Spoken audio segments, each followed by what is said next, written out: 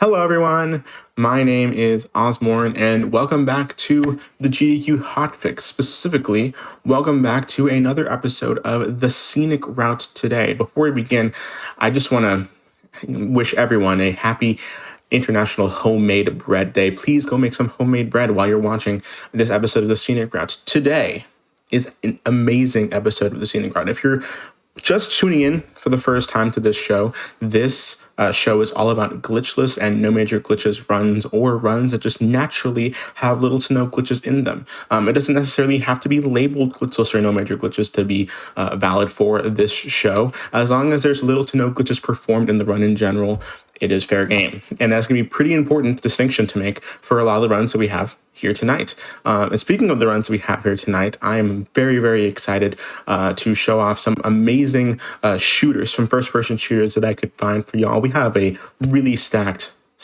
list tonight, and it's going to be, I think, my favorite episode of the show thus far. I am aware that we've only done 5 episodes, but I'm going to ignore that fact. Before we begin, I just want to do a brief announcement before we begin, and that is about Awesome Games Done Quick. Awesome Games Done Quick 2026 will be live in Pittsburgh, Pennsylvania from January 4th to 10th. Registration is open currently, so be sure to register if you want to experience the event in person. Visit gdq.gg for more info. I know I'm going to be at AGDQ 2026. I would love to see you there if you're a fan of the show. So please make sure you check that out and register. An in-person GDQ is an amazing experience. I would not recommend it more. With that being said, we're going to get straight into the runs for this episode. We have Call of Duty Black Ops 3 Zombies, ULTRAKILL, Destiny 2, the Desert Perpetual raid that came out just in July, and we have Deathloop, all 4 of which technically are debuts here on GDQ Hotfix. And we're going to go straight into the first run of the night to get going with some shooter action with Call of Duty Black Ops 3 Zombies, Der Eisendrache main quest by Silent SR. So Silent, please take it away. All right. Thank you, Ozmourn, and hello, everybody. My name is Silent Destroyer. You can just call me Silent, and yeah, I'm here to speedrun Call of Duty Black Ops 3 Zombies. I'm going to be running the map Der Eisendrache, and we're going to be doing the main quest with classic gobblegums only. If you don't know what that means, we'll do our best to explain as we get started in the run. But real quick, I'm going to hit start game, which is just going to start a cutscene. The run won't start until I skip the cutscene or until it ends, so we can just kind of get the rest of our intros out while the cutscene plays. But joining me on commentary is King Samson, if you'd like to introduce yourself. Hello, I'm King Samson. I speedrun a couple games. Black Ops Zombies is not one of them, but I've been playing zombies since Black Ops, the first one, came out. So for 15 years, I'd say I've been playing zombies. So just a big fan. Yeah, same here. So yeah, Samson, you speedrun with such classics as Tunic, Crypt Custodian, Kid Chameleon, right? Anyways. Kid Chameleon, yeah. So you're not totally out of place here. But yeah, so zombies, if you're not super familiar with how zombies speedrun works, maybe you only know it as a round-based survival mode. A lot of the zombies maps have these kind of hidden main quests that are kind of story-driven, but they're kind of hidden to the player, and you kind of have to seek them out and solve them on your own. They're a lot of fun, and they're a lot of fun to speedrun. So without further ado, I'm gonna hit skip cutscene, and I'll give a countdown. We can start in 5, 4, 3, 2, 1. All right, so the first thing that I'm gonna do is I'm gonna use this gumball machine. The gumballs are a consumable item in the game. You spawn in with a pack of 5 different gumballs, and they do a variety of different power-ups and effects. The distinction in this run is that we're using classic gumballs as opposed to mega gumballs, which the mega gumballs are a lot more overpowered. They kind of trivialize a lot of the game, giving you all of the perks, giving you infinite points, stuff like that. So because it's the scenic route, we're gonna use the ones that are a little bit more tame to not be totally overpowered at the start of the run. But for the first couple rounds, we're just trying to get as many points as we can so that we can open a lot of the doors and get further into the map. Ideally, I want to get 3,500 points, which is doable. There's a couple things that can make it easier if I get a double points or if I get a nuke from a zombie. that would help a lot. But there are some point farming techniques that we can use. Insta-kill there is not super great, but we can work around it. The way that the point system works in this game is you get 10 points every time you shoot a zombie, and then you get bonus points when you kill the zombie, depending on how you kill them. So the most points you get if you melee the zombie. So basically what I'm doing is I'm shooting the zombies a bunch. Uh-oh. Okay, I'm gonna reset. That's a little embarrassing. I'm sorry about that. Okay, you guys didn't see that? No, you're good. That was a little... I don't know what you're talking about. All right, let's try that again. I'm very sorry about that. No, you're good. You're good. But yeah, Silent just really didn't want that insta-kill that came up in the tram, so Yeah. he's going to hope for that run this time around. That run was a little cursed from the start, but we're just gonna try that again. So yeah, the same stuff applies. We're just trying to get as many points as we can in the first couple of rounds. So I'm basically shooting enough bullets into the zombie so that I don't kill it, so that I can melee it and then get most points out of it. Yeah, and he's still getting 10 points per shot. So that's why you shoot before, because right now they're one-shot kill if you knife them. Yeah. So in order to like optimize and maximize like the point usage, you Well, we got a shoot max them a couple ammo, which times is and then a knife. little bit better. Wait, so knives are a one-shot kill, but bullets aren't? Just for the beginning on round stages. 1, yeah. It like Yeah. scales in the later rounds, but Okay, interesting. yeah. Well, I guess they are zombies. They could withstand a few bullets here and then. Yeah. So another thing that I'm doing is you can actually, if there's like zombies standing in a line, you can shoot them and the bullet will hit both zombies, and you'll actually get 20 points like for each zombie that you hit off the same bullet. So you can actually use that to just like maximize the amount of points that you get. I did get a double points, which is really nice. So I'm gonna buy quick revive, which if I go down, it will revive me. And then we're gonna just start opening doors. So we're gonna go into the castle, and the first like goal that we have for the first early rounds is there are 3 dragon heads around the map that when we kill zombies near them, they will actually come to life and start eating the zombies. So we have to feed 7 zombies to each dragon. It's kind of a slow process because you have to wait for the dragon to finish eating each zombie before you can kill another one. So we kind of just have to like wait for the animation each time. So we're just going to be running in circles for a couple of minutes here. Well, while we're running in circles for a couple minutes here, do you mind if I read out an announcement here real quick? Yeah, absolutely. Yeah, we just wanted to let folks know if you're looking to get more involved with the GDQ community, you can join the official Games Done Quick Discord and add the Hotfix role to stay in the loop on upcoming events, chat with staff, and more, including keeping up with these very shows that you see every single week. And so we have a wonderful lineup for the rest of the week that you can check out in the Discord as well. And so use !Discord in the Twitch chat for an invite and more info. And if you want to catch up on past Hotfix shows and also special events or GDQ marathons in general, you can do so over on youtube.com/GamesDoneQuick. And if you're watching this on YouTube, don't forget to like the video, subscribe, and turn on notifications to stay up to date with GDQ. It really does help a lot, any sort of interaction we get. And so please make sure you check those out. Back to the run here. When did you first start getting into Call of Duty Black Ops 3 Zombies, like speedrunning?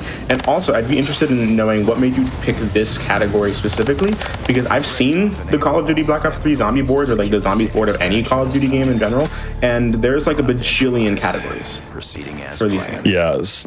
So I've been playing zombies basically since Call of Duty World at War, which was the first game that had zombies, and that was all the way back in like 2008, 2009, I think.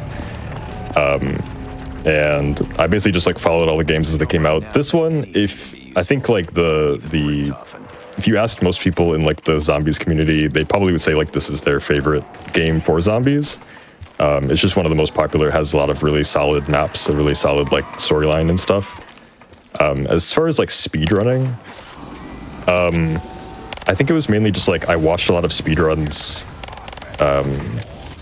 growing up, and I watched a lot of zombie speedrunning because I was just really interested in them.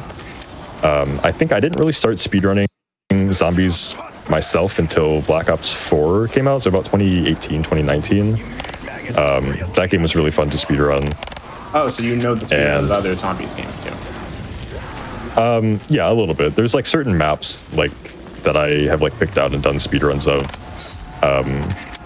And I've speedrun some of the newer ones as well, but I think like Black Ops 3 and Black Ops 4 are just the most fun to speedrun. As far as like the category, the reason that there's a lot of categories is just because there's a lot of different maps in the game, and every map has like, you know, a different layout, a different like quest line, different weapons, different, you know, enemies and stuff like that. This map is one of the like, probably one of the like community like fan favorites, just because it's really easy to get into. It's not too hard of a map. It has really fun like wonder weapons. You know, the layout is pretty easy to remember, and the main quest is not super difficult either. So it's very like easy to just get into, Nice. which makes it, you know, pretty fun to just like replay over and over again. Nice. Now tell me about this gun they're using and why one of your gun. Tell me this gun. Why is your gun purple and glowing? It's just a camo that you can unlock in the game. The reason I buy this one off the wall is for no real reason other than it's just there. Like, it's just convenient, because we want something other than the pistols to kind of get us through the mid rounds. But we're on to the third and final dragon. Actually, one thing to point out, round 5 is actually going to be either the first dog round or it'll be another zombie round. And we want it to be a zombie round just because the dog rounds they're kind of the game's way of like breaking up the action. It's like a shorter round and you can have max ammo, but the dogs don't work with the dragon. So we ideally want like a regular zombie round here just so that we can finish the last dragon quickly and then move on to the rest of the run. The run's going to open up a lot once we finish this last dragon. The early run of this is just kind of like a bit tedious, just getting the dragons all completed. But once we finish all of them, it's actually going to give us the wonder weapon, which is a cool little bow and arrow. It's going to be very fun to use. I think that gun's kind of convenient too, because we don't have the full map open yet. And it's just kind of one you can like buy along the way. Yeah, it's just on the wall. Having to like buy doors, and then not have enough money because you bought the door or something. It could be like anything else, and we'd probably still buy it just because it's convenient and it's better than the pistols. Like just something to get us through like the mid rounds.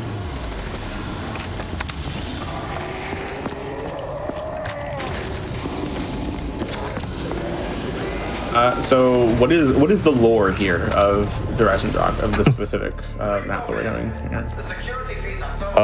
So the storyline of this game is that there's the main 4 characters that you play as, Takeo, Nikolai, Dempsey, and Richthofen.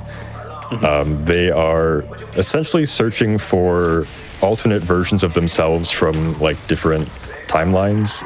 It's the zombies storyline is pretty like in-depth, pretty complicated. But each map kind of focuses around a different character, and they're trying to like recover the soul of the like, you know, alternate universe version of themselves, kind of.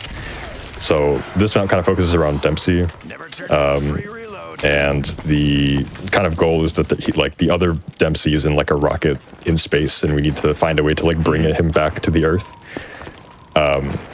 But while that was happening, I picked up the Wrath of the Ancients, which is the wonder weapon on this map. It's a bow and arrow that shoots explosive arrows. And immediately what I'm doing is I'm actually starting the upgrade process. There's 4 different upgrade variants of the bow that you can do. Each of them has like a different quest line associated to it, and they all like do different like abilities and stuff. On solo, we only have to do 1 upgrade out of the 4. And we choose the lightning bow just because it's the fastest. It's also the best out of the 4, so it's just pretty convenient. But there were a couple of bonfires outside of the map that I shot with some well-placed shots outside of the map, and that lights them on fire. And once all 3 of them are on fire, we can come back down underground and do this little anti-gravity like wall running segment along those panels. And that activates a couple of urns next to the bonfires that we have to charge with electricity to then electrify the bonfires. So these right here, we have to kill zombies next to them in order to charge them up.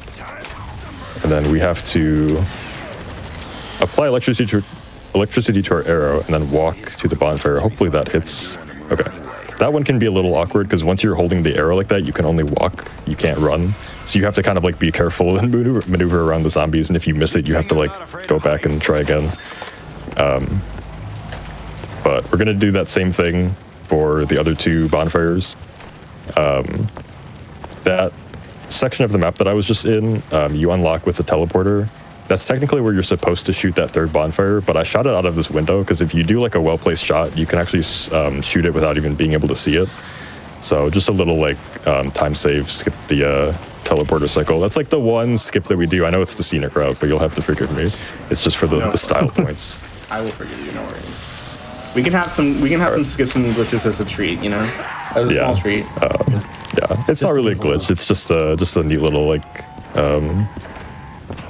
cool little shot. So I forgot to activate this launch pad over here, which is fine. I'll just have to go back and do it.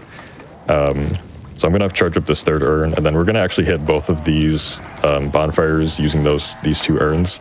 I was supposed to launch myself across to shoot it, but I'll just have to go back and do it. But each of these takes 5 zombies. So, okay, that's fine. This is gonna be a little awkward because I didn't really want the round to end here, but it'll work out. So there's a little visual cue that I use. It's a little bit harder to see once that's already on fire, but it should work out, yeah. So I gotta go and do this last one now. But once all 3 of the bonfires are both on fire and electrified, we'll be able to actually get the lightning bow. Oh, okay. Never was a fan of flying. I messed it up.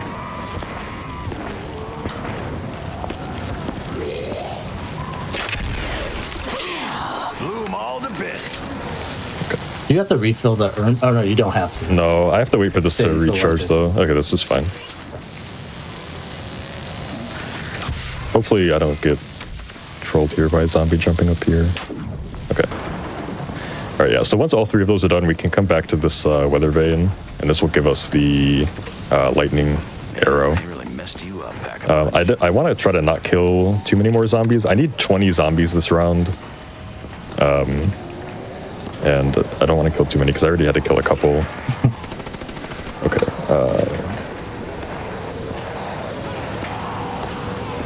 It's a little scary. Zombies? Yeah, I was going to touch on that. So, Yeah, Samson, like if you you said, wanna- everything kind of scales. So the more rounds you go up, the zombies are going to get a little more difficult. They're going to get a little faster, right? And they're going to swing on you faster. And then they start spawning in more zombies as well. So the quicker you can get it done, the better. Because if you wait too long, it's going to be harder. You know, the zombies are going to be on you. And Flies coming in. like Silent said, he picked up Quick Revive in the beginning, which is a perk that will revive you if you go down. But there's another one called Juggernog, which will give you kind of more health, so you can take more hits. And Silent doesn't have that, so you have to be really careful because it just takes like 2 hits to go down. And if 2 zombies are kind of around you at the same time, they can swing on you really fast. So you can go downhill real quick. So you just gotta be careful. The other reason I didn't want to kill too many zombies is because the final step of getting the lightning bow is that we have to charge the arrow using zombie souls, and I need 20 of them. So ideally I want to finish it this round and not actually end the round. Because if I have to play through round 9, it'll be a little awkward. So it just depends if I have enough zombies or not. If I have to go through round 9, it's not a big deal, but we'll see if I get lucky or not.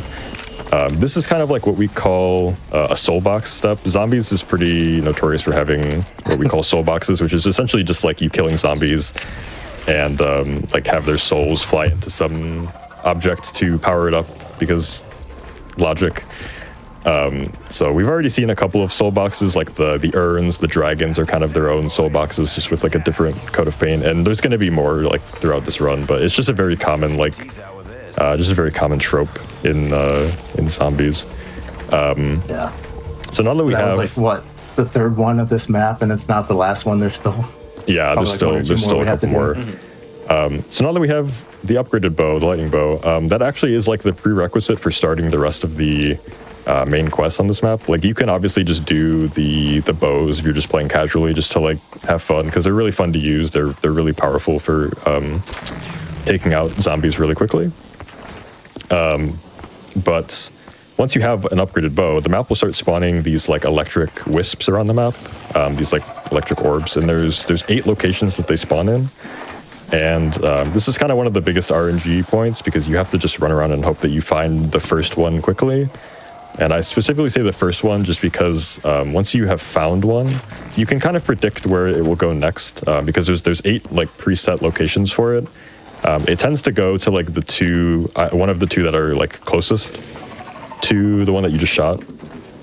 You can obviously still waste a lot of time if you like don't run to the correct one. Like that one, I have to try and go find it somewhere else. We have a question in chat that we actually talked about in the green room before this. How do you speedrun zombies when rounds are unlimited? That's a great question. So people actually do speedruns, like high round speedruns. There's basically like 2 different types of zombie speedruns. There are people do like high round speedruns, which is like how fast can you get to a certain round, like round 30, round 50, round 100 is a pretty popular one. And then there are the main quest or like the Easter egg quests. The official term for what I'm doing is the main quest, but if you ask anybody in the zombies community, we call them the Easter egg quests, even though they're much more involved than like an Easter egg. That was like the original term that we used for them. So the Easter egg quests usually have like a definite ending. And that's just what we speedrun. A lot of them have like a really cool boss fight at the end. This is actually the first map in the series that has like a fully fledged like boss fight. So when this map came out at the time, it was kind of like revolutionary in terms of like zombies gameplay. Anyways, so hang on. So once we shot all 4 of those electric wisps, it actually lets us go back in time for a little bit. And this is kind of just like a story cutscene. We get to meet Dr. Groff, who's like a side character for the story. But the important part is we see him putting some items into that safe, and he types a code into that safe. And we want to write that code down because we can actually go back to the present and put that code in to actually open that safe. And every time you go back in time, the map will spawn a Panzer Soldat, which is like the kind of mini boss zombie in this map. And the first time you kill one of those, it drops a part for a different weapon called the Ragnaroks, which we do need to get into the boss fight. But it's kind of convenient that we can get that as early as round 9, because they usually don't start spawning into the map normally until about round 12. So we can do that a little bit earlier. It's a little bit convenient. And there's another reason why it's convenient that may or may not happen, and we'll touch on that if it does. But I'm going to come back and I'm going to turn on the Death Ray. In normal gameplay, the Death Ray is just kind of like a trap you can turn on, and it kills zombies. If we turn it on after going back in time, it actually turns on that computer that lets us type in the code that we got from the safe. And that's going to open the safe, and we can run down and pick up the items that are inside of it. But most of the run right now, we're essentially just trying to find hidden items that will let us power up that Death Ray so that we can fire a big laser into space to bring the rocket back to the Earth, like I was talking about earlier. Guess it's time to bring me back down to Earth. First, we bring so in the safe, we picked up a couple of fuses, which I'm just going to put into here, and one over here. And the thing that's like neat about a lot of zombie stuff is a lot of it is like there's no prompts. Like that stuff that I picked up, you just kind of walk up to it and press like F on it or X or whatever. The game doesn't really tell you. You just have to like figure it out. So it's really fun whenever like a new map comes out and people are just like scrambling to figure stuff out. But I'm going to focus here, and I'll let Samson explain what's going on. All right, so now that he put those pieces in the coils, he has to come back to his computer. He has to play Simon Says. So he has to match the symbol that the computer pops up. And he has to do that about 7 times. And he has to do it on both computers. You've only seen this one. There's another one down by the launch pad. And the one by the launch pad can be a little tricky because you have to... if they're doing like a rocket test, you can't go down there and do it, so you might have to wait. So hopefully that's not happening when he goes to do the second one.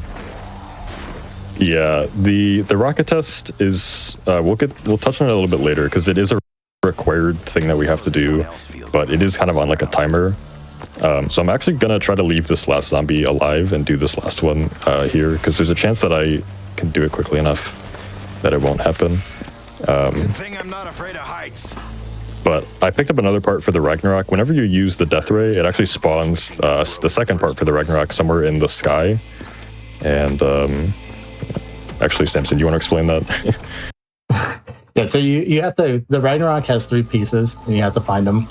And then I don't think we touched on the shield either, but the shield is something that also has 3 parts. We grab them throughout the run while doing the main Easter egg quest.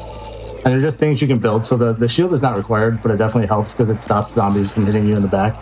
But like Simon said earlier, the Ragnaroks that we're going to build are kind of like a special, right? They're like a special weapon or ultimate ability. They don't take like a weapon slot, but you can use them, and they're pretty strong. And they're required to get into the boss fight at the end. So he's just going through and grabbing the part. Like he said, the Death Ray spawns that one, and it's just floating in the air. So you have to take the launch pad like he is right now and grab it from the air. Yeah, you have and it kind of goes by really quick. Yeah. So he did it on his way down there, and you probably didn't catch it because it's just real quick. Yeah.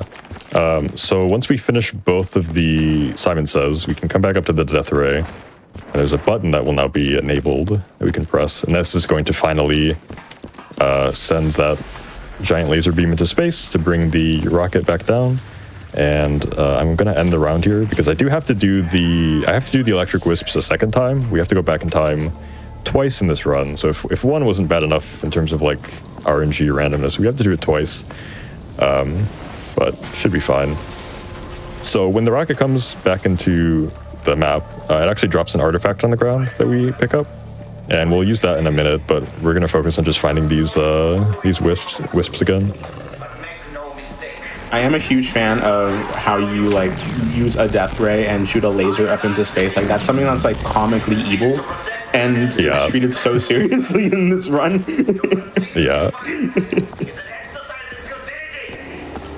The thing that's cool about zombies speedruns, or the cool thing that's cool about a lot of like the main quests is that if you just play the map casually, like you're just playing for like high rounds or just to survive, there's a lot of stuff in the map that like you wouldn't really think is like important, but then in a lot of times in like the main quest, they just like do different things or they like help you in ways you didn't think. Like the death ray is just like a gameplay element. Like it's just a trap you can spend points on to like kill zombies, but then like, you know, there's all these like secret steps that you can like upgrade it and it does all these like other things. It's pretty cool. It's a very neat like gameplay like medium of like, you know, you're running around killing zombies, but then you have to do all these like puzzles, shenanigans, stuff like in between. It's kind of the main thing the reason I really like it is because it's not the like type of game you'd expect to find that stuff in. So I will say, I think some of the best puzzles in gaming are not even like in puzzle games. They're in like shooters where you have to deal with a bunch of mechanics while also killing enemies. Like anyone who's ever played a Destiny 2 raid ever, what you're going to see later today, it has some of the wildest puzzles you've ever seen in video games. It's amazing, actually. Yeah, I've never played Destiny, but I've always heard like zombie Easter egg quests like equated to that. I know it's probably not exactly the same, but you know, whenever like a new zombies game comes out and there's a new zombies map, like it's really fun to just like load up with a squad of friends and then jump in, and then everybody's just trying to like figure out stuff because nobody knows how anything works. Everything's kind of like hidden, so it's amazing. It's super fun. You're just running around hitting interact on everything, hoping something like makes a noise or you pick something up. Yeah. So this is the second back in time.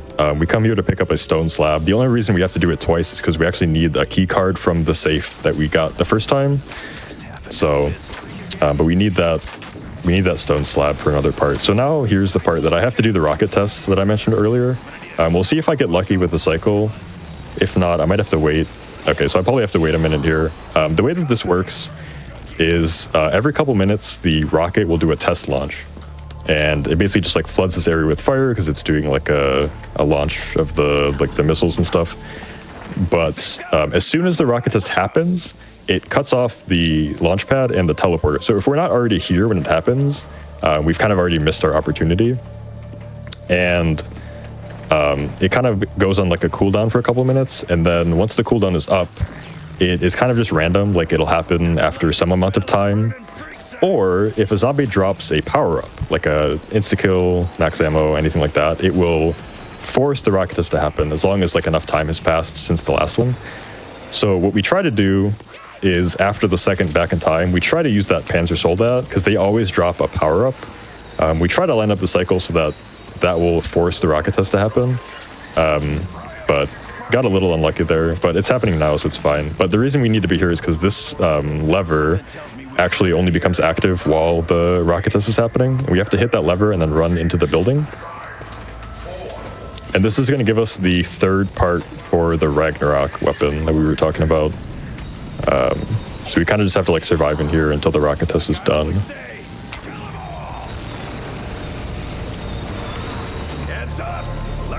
I just want to shout out while we're doing this real quick.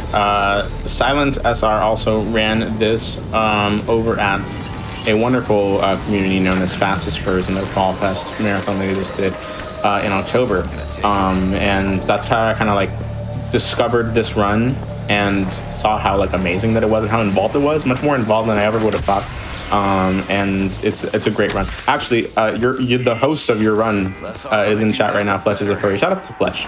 Yeah, shout out Fletch. Shout out Fastest Furs. That was a lot of fun doing that run.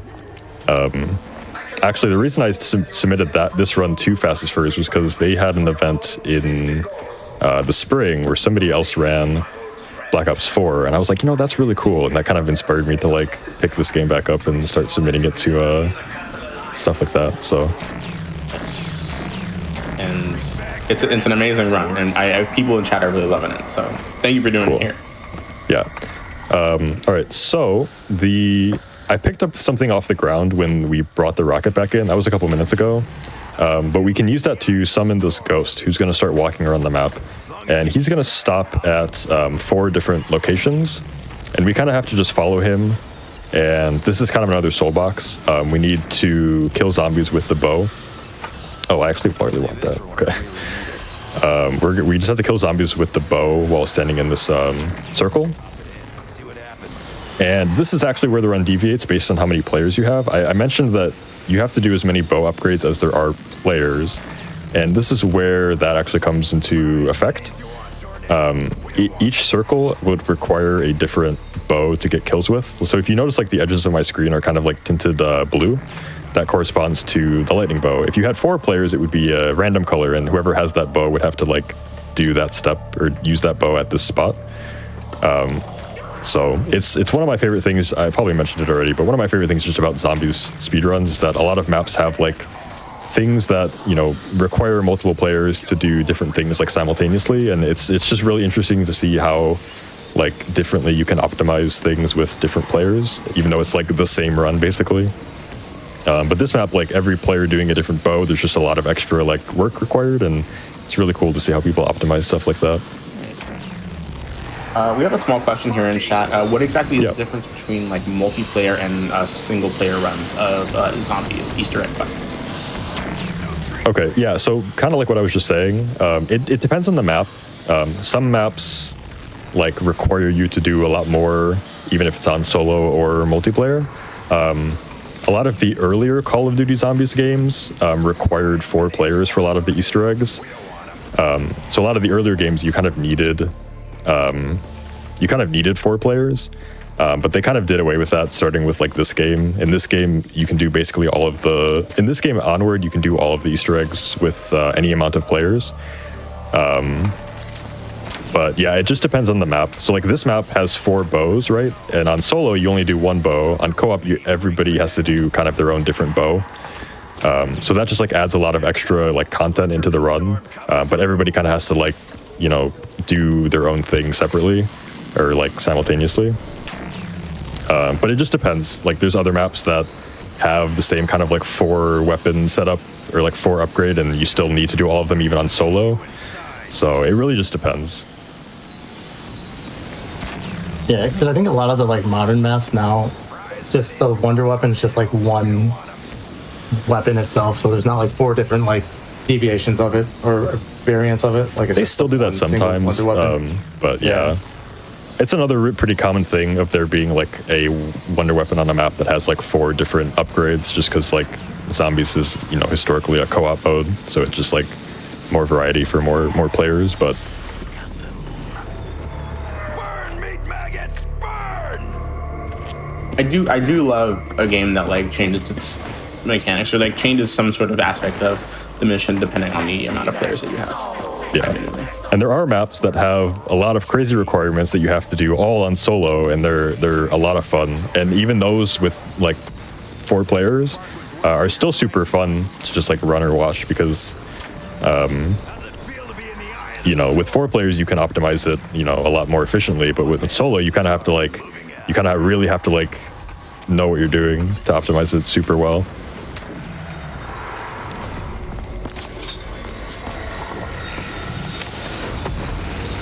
Just a little something to take the edge off. So this is kind of the last step too before the boss fight. So while Silent has been filling up, there's 4 ghosts, right? Or 4 you have to do total? Yeah, there's 4 locations in the map that he goes to, and the order and like the path that he takes to get to those 4 spots is kind of random.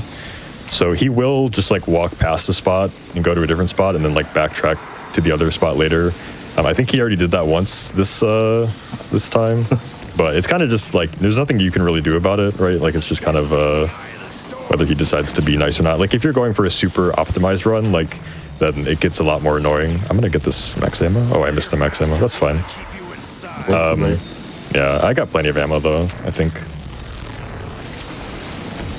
Yeah, if you're going for like a PB or a leaderboard run, like this RNG can kind of screw you over a little bit, but yeah, unfortunately, along like the way, the downside to a lot of zombie speedruns is a lot of them are pretty RNG dependent in one way or another. Just for like if you're going for, you know, a really fast time or like a PB or something, you'll kind of get to a point where like, okay, you kind of need to start having the RNG cooperate.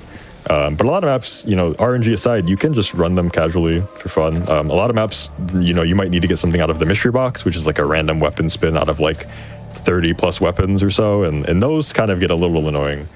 But runs like this map is pretty tame with the RNG. It's mainly just like time wasting and not like, can I continue the run, you know? But because there's some maps where like if you mess up a step, you can't just instantly retry it. You have to flip the round in order to do that. So like we talked about earlier, it can be really detrimental when you're in the higher rounds because it just makes it more difficult. yeah, for sure. We love a healthy amount of RNG in our speedruns. Yeah.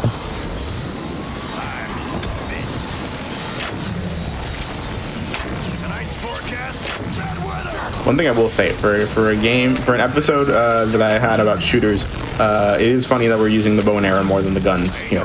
Yeah, that's true. Maybe I should have mentioned that. I didn't think about that, but no, you're good. I went in knowing it. I think it's still fun. I think it's all fun. Yeah. You know? All right. So that was the final round for the ghost, and we got a couple more things to do before we get into the boss fight. I'm gonna build the Ragnaroks here. We basically only need these for the boss fight. They are really fun to use, just like if you're playing the map casually. They're these like gravity spikes that you pull out and you can like slam them on the ground, and they're super fun. But we don't really like see any of that, unfortunately. But he's gonna come down here.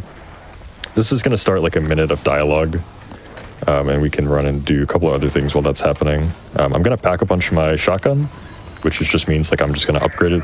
It costs 5,000 points. We need this for the boss fight.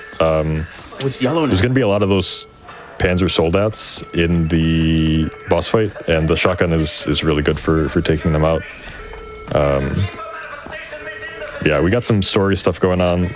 The ghost, I think he gets teleported to the moon because we need him to bring back like a pyramid device from the moon, but in that process he gets kind of corrupted and becomes really angry, and he actually is the boss that we're going to be fighting. But we'll get that started in a second. I do need to use the gumball machine one more time because there's a very important gumball that I want to take into the boss fight, so I need a couple of extra points to do that. While we're heading into the home stretch, and if I read out another announcement real quick. Yeah, absolutely. Yeah, I just want to let folks know that I wanted to shout out Black in a Flash. Black in a Flash is a community that uplifts and connects Black speedrunners of all levels, offering a space to collaborate on speedruns, challenge runs, and randomizers while celebrating Black voices in the speedrunning scene. Learn more or apply to join at gdq.gg/BAF and follow at blackinaflash.bsky.social on Blue Sky for updates. Don't miss their upcoming events. Speeding Through the Holidays, December 27th through 28th at the end of this year, and Back to Black 2026, February 5th through 9th, now accepting prizes at gdq.gg/btv26-prizes. So please, the folks over at Black in a Flash have done amazing work and having some amazing events happen soon. So please go check them out. Back to the run. We might not be shooting bullets, but we're still shooting something, and that's arrows here. And you know what? That's enough in my heart for a shooter. You know what I mean? Yeah. Well, we're going to use the shotgun a little bit, so we'll get a little bit of it. But we'll get a little bit more action, a little bit more bullets action. Yeah. Yep. So I was stalling a little bit to use the gumball machine because I want this blue gumball called Danger Closest, which it basically prevents all like explosive damage. Which is really nice because the Panzer Soldats, they shoot like stun grenades at you, and if you get hit by them, your screen gets really like staticky, and you can't really like move the camera, and you start moving really slowly. It's very easy to die in this if you get hit by them. So we get that just for some consistency, some safety. But the boss fight has 3 phases. We're basically just waiting for him to do. He'll do like a charge up attack in the center of the arena. And we have to use the Ragnaroks to expose like his weak spot so that we can damage him. But it's a lot of just like running around and waiting for him to do the right thing.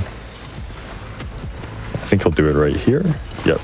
So we place these down underneath him, and then his chest will start glowing, and then we can shoot him with the bow to actually deal damage to him.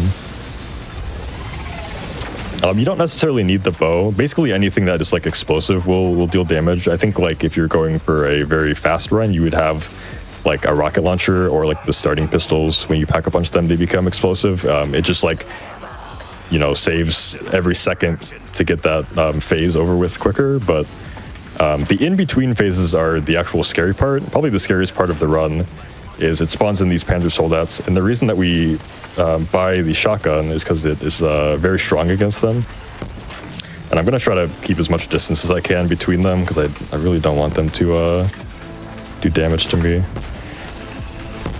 But I also do want to stall a little bit because the Ragnaroks, you have to kill zombies to recharge them. And we need them charged up for the next phase of the boss fight. So if I spend a little extra time, it's not a big deal.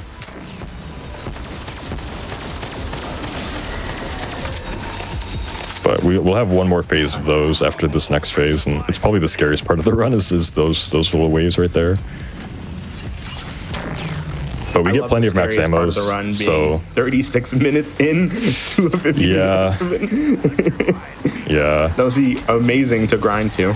My goodness, it's really not that bad, but it's one of those things where it's like if you've never played this map before, like the first time you get to this boss fight, it can be a little frightening. Oh, for sure. I totally understand that. I think Tempest mentioned it earlier too. It is kind of scary speedrunning zombies just because there's no checkpoints, right? So there's no like, oh, I can just go back, you know, maybe lose 5 minutes. Like, no, you'd have to restart from the very beginning. But there's no. So marathon wise, no. Oh my god. Yeah, it's like if you die, it's over, right? So like that's why zombies it's very like high risk, high reward type of speedruns. Like they're very, very cool to pull off and you feel really good about them, but there's always that chance that you know. Mm-hmm. Always a chance. But you were saying King Samson, that marathon wise it could be very scary, right? Because like, you know, right, it doesn't. But if something were to happen right now, it's like it would be back to square one from the very start. So yeah. Although I imagine the more skilled you get at the run, the less scary it becomes. I would hope. Yes. Yeah. One would hope. Yeah. So I pre-fired one of the ones as it was landing, and I actually was able to kill it. So if we can take out one earlier on, it's a lot nicer. I'm just going to use the bow and keep some distance here. The second wave, it actually spawns 4 of them. I think the first wave spawns 3. But I'm gonna just like play it super safe.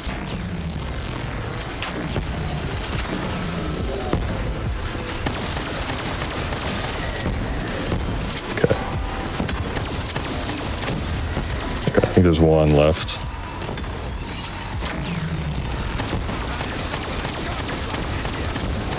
Okay, good.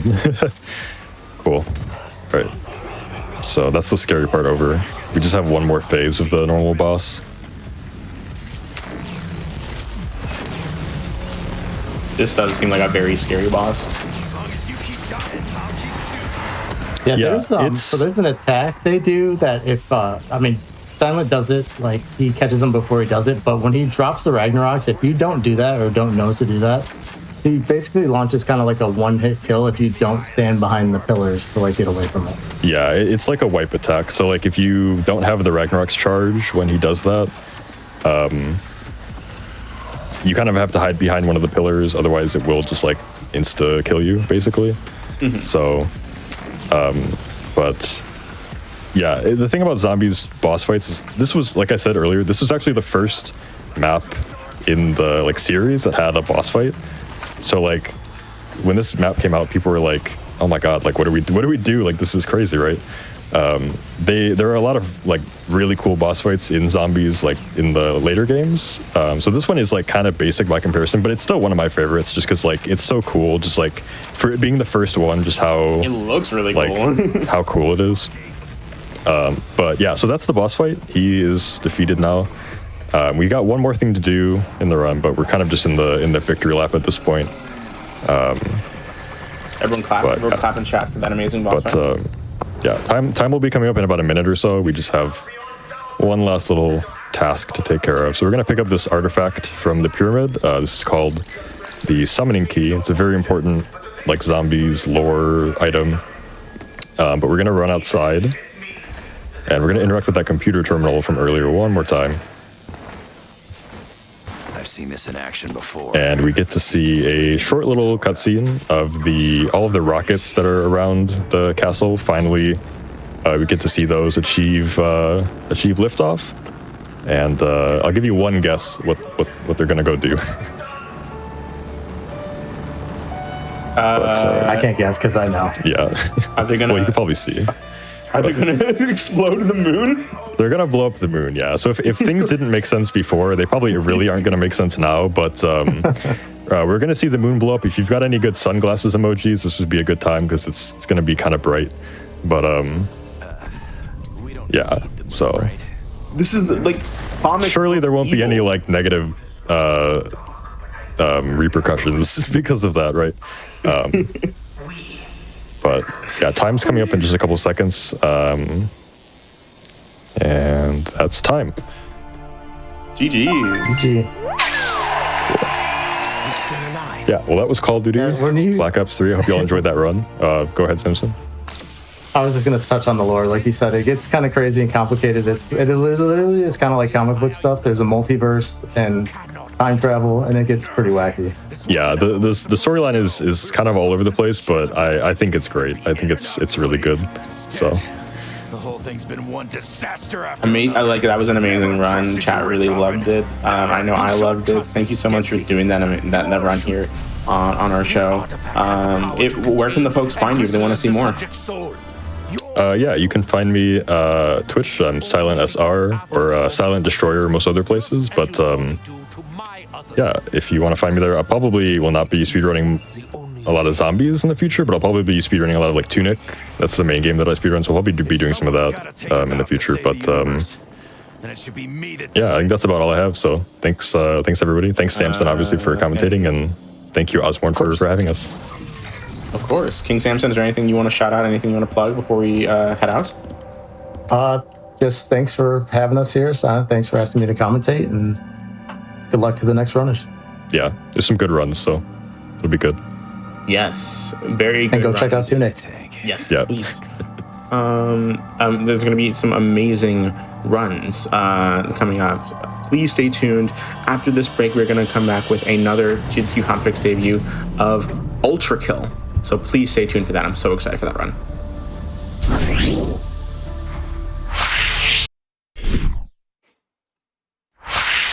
Hello, everyone. Okay. My name is Ozmourn. I hope you're all having a wonderful, wonderful night tonight. Welcome back to the GDQ Hotfix, and specifically, welcome back to Excuse me. Welcome back to another episode of the Scenic Route. This particular show is all about glitchless and no major glitches runs, or runs that just naturally have little to no glitches in them. They don't specifically have to be labeled glitches or NMG, and that is a very specific distinction that we have for this run right here. This next run, ULTRAKILL Inbounds, it's going to be an amazing run. This game is still in early access after so long, and it's actually been in the top 3 runs on Speedrun.com for I would argue like the past 2-3 years at this point, and I'm very excited to have it here for a GDQ debut. It makes sense that it hasn't really been on GDQ before this because the game has been progressively getting closer to finished, but it has currently we're at layers 8 layers total if you count the prologue. So layers 8 and 9 will hopefully come soon, and we'll be able to see the full game eventually. But before we begin, I also want to say happy International Students Day. If you are students, please make sure you take advantage of all the student benefits you can get. It's really, really important. So with that being said, we're going to go straight into this next run that is ULTRAKILL Inbounds by Malifero. So please take it away, y'all. All right. Hello, everybody. My name is Vendetta. I am a P% runner as well as a cyber grind runner for this game. It's a very fun game. And I'm joined here with my 2 other commentators. If you guys would please introduce yourselves. You should go first. Hello. My name is Fishy, and I have been running ULTRAKILL for almost 2 years now. I mostly run individual levels with some longer categories, and I've mostly ran Greed Layer. Hi, I am Blatochki,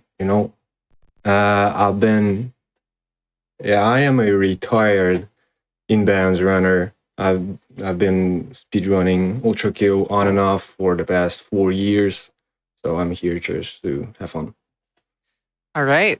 Thank you, guys. And last but not least, we have our runner here, Malifaro, who is currently the world record holder for this category, clocking in at around 18 minutes IGT. Now, ULTRAKILL does things a little differently, and we'll go over some of the differences during the run. But I will warn people who have not seen this game yet, this goes by very quickly, and we will not be able to break down the specific tech that we'll do, but we'll try our best to highlight the important ones. So without further ado, I think we can start our countdown. Let's go with Fishy to start our countdown for the run. All right. Run starts in 3, 2, 1. Let's go. Okay. Good luck and have fun. All right. So let's start by the basics of ULTRAKILL. This is a very fast-paced game. It is a boomer shooter genre, and you have a gigantic arsenal of weapons. I want to say like 15 weapons or something like that, with variants that do different things. And you can already see Malifaro doing the basics of tech here, and how the core components of this tech would be movement and killing stuff. So from movement, you can dash and you can slide, but also you can use explosions to boost yourself, just like that. Like she tried to use an explosion to boost herself very quickly, and use a bunch of her weapons to deal high DPS at the same time. So it has a very high skill ceiling. There are many buttons to press, and the gameplay can be very, very fast. So for you two, I want to ask you, Fishy, how does movement in this game differ from the other games that we have seen people speedrun?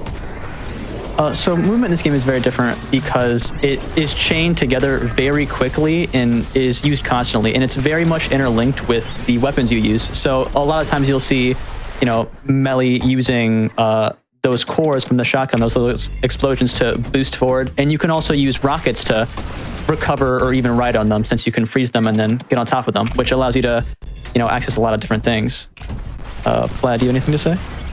I think it is correct, everything that you said, of course, but something that we need to mention is the amount of damage you can do in this game. Like here you can see juggling coins adds a lot of damage, and you can shoot the coins with a lot of guns out of your arsenal that does like 1 million damage in a second. Here is the... Okay, go. Yeah. So So the one thing that Platt mentioned just now is that we have one of the main weapons in this game. You throw a coin from your gun, and with that coin, you can chain a bunch of different things together, and the complexity basically compounds itself because one coin can chain to another, can chain to another thing, and you can manipulate this coin to deal massive amounts of damage, specifically to bosses. You can see potentially a kill strategy here where she puts down saws, attaches a cable for high DPS, like an instant burst, and then uses coins to chain together into a bunch of damage. And there's a lot of complex math that goes on to this. You can make like a 50-minute video discussing how these kills work, and they go by very quickly. And you can see that she is out of the prelude layer. Yeah. It really shows how fast this this whole game goes. The entire speedrun for this game is just constant gameplay with very little downtime. And one thing that we missed in one of the previous stages, which will come up again, is something called trigger skips, where by riding one of the rockets, which is often used for mobility, it actually displaces your position and allows you to go past enemy spawn triggers, which then can save time. Yeah.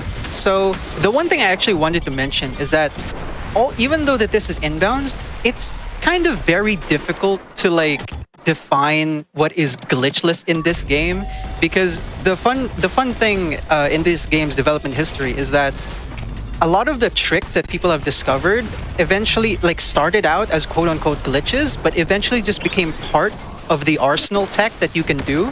So the definition is very nebulous, and so it's tricky to talk about ULTRAKILL strictly in a glitchless sense, because there's a lot of intentional and unintentional things that we're using to run this game. Platt, I know you've been around for a long time, so could you talk about like how this concept before? I think the greatest example of how much glitches are in the game and how much it actually affects the gameplay, the mechanic that a lot of people know about in ULTRAKILL, where you punch your shotgun pellets. It was actually at first a glitch that was found in 2019 when the game just came out, and Hikita just said, okay, that's in the game now.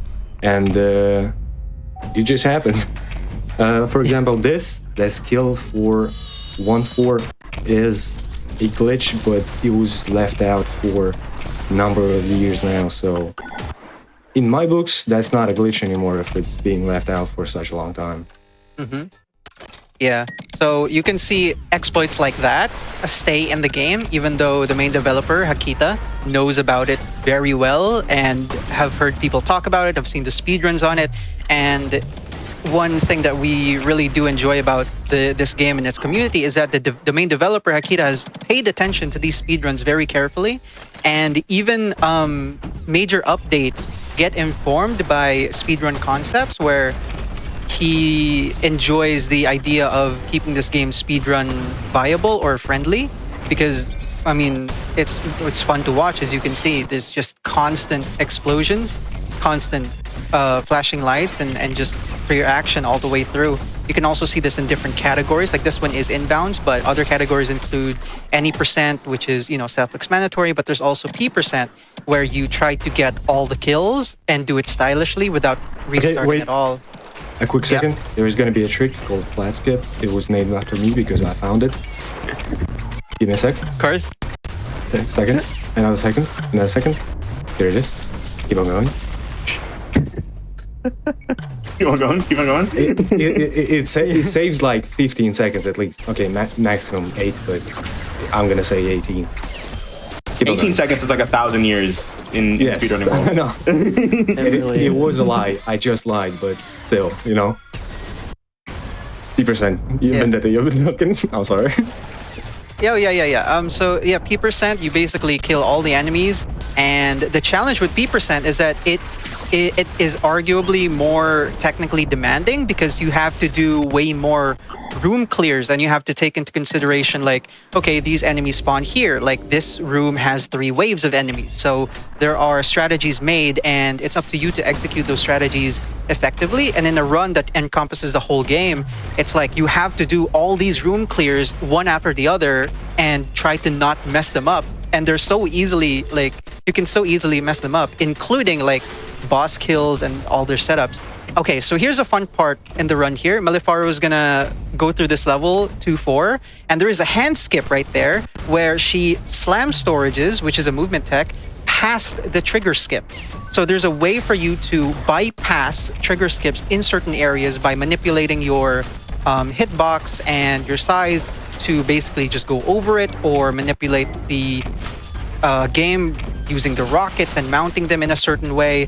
So, Fishy, I know you've played around with stuff like that in your runs in Greed. So, could you talk more about it? Yeah, so the way that trigger skips work is, again, by displacing your hitbox, and it is really important, especially in here, because a lot of the times, so right here, Malefiero actually used a explosion to jump over a trigger that wasn't all the way on the roof of the building, or of the room.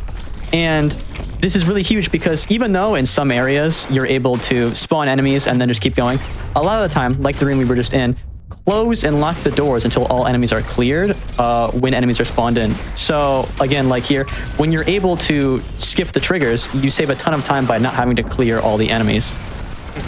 And you can see here one of the P% room clear strategies that she's doing, where you basically do a bunch of setup and use all your cooldowns, and she actually gets it executed pretty well there. And we're coming up to 3-2, a very popular boss level with a very funny angel character that everybody loves.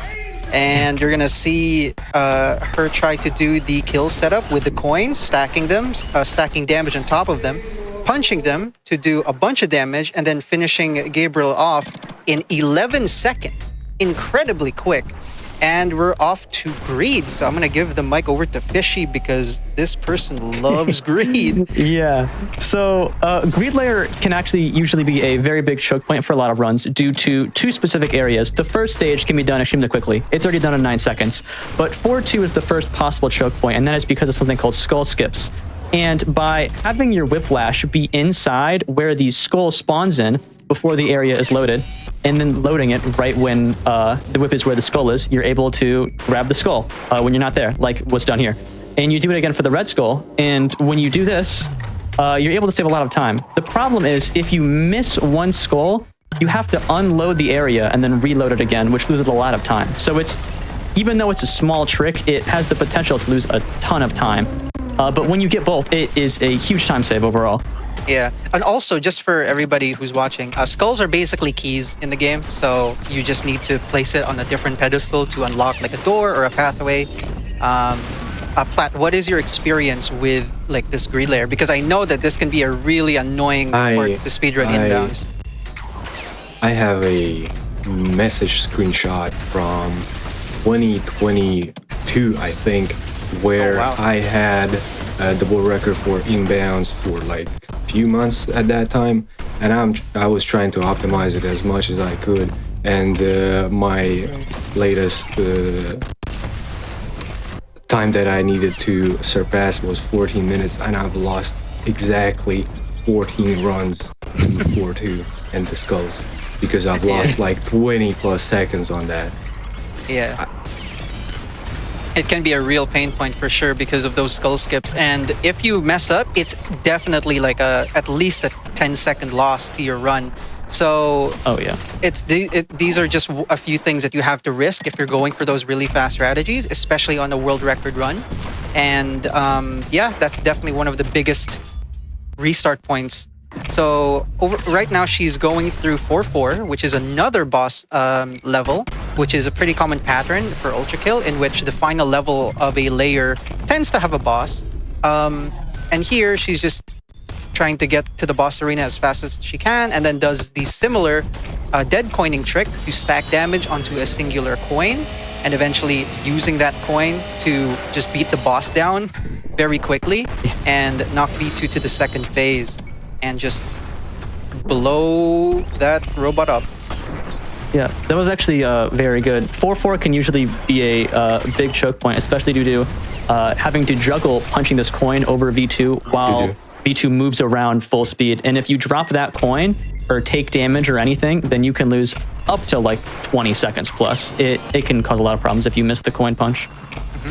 Oh, and also, just for everybody who's watching, there recently ULTRAKILL did, well, not really recently, but the last major update for the game added brutal difficulty. And the reason why runs aren't done on brutal difficulty, well, they happen, but not as often, is because like enemies move faster and are more unpredictable, so room clears aren't as reliable, and also bosses have more HP. So the boss setups and kills that were developed like for a long time now don't work as well because the boss is just tankier. And here, going to the run itself, you can see 5-1 is a very fun layer. I would say one of my favorite layers because there's just so many interesting arena clears that have been developed, and they are also long levels, unlike Prelude that goes by less than 30 seconds for pretty much every level. Wrath has very long levels and very wide arenas that introduce like a lot of nice arena design, like more complex layouts and stuff. But considering how long people have been cooking these arena clears, it's unbelievably fast regardless.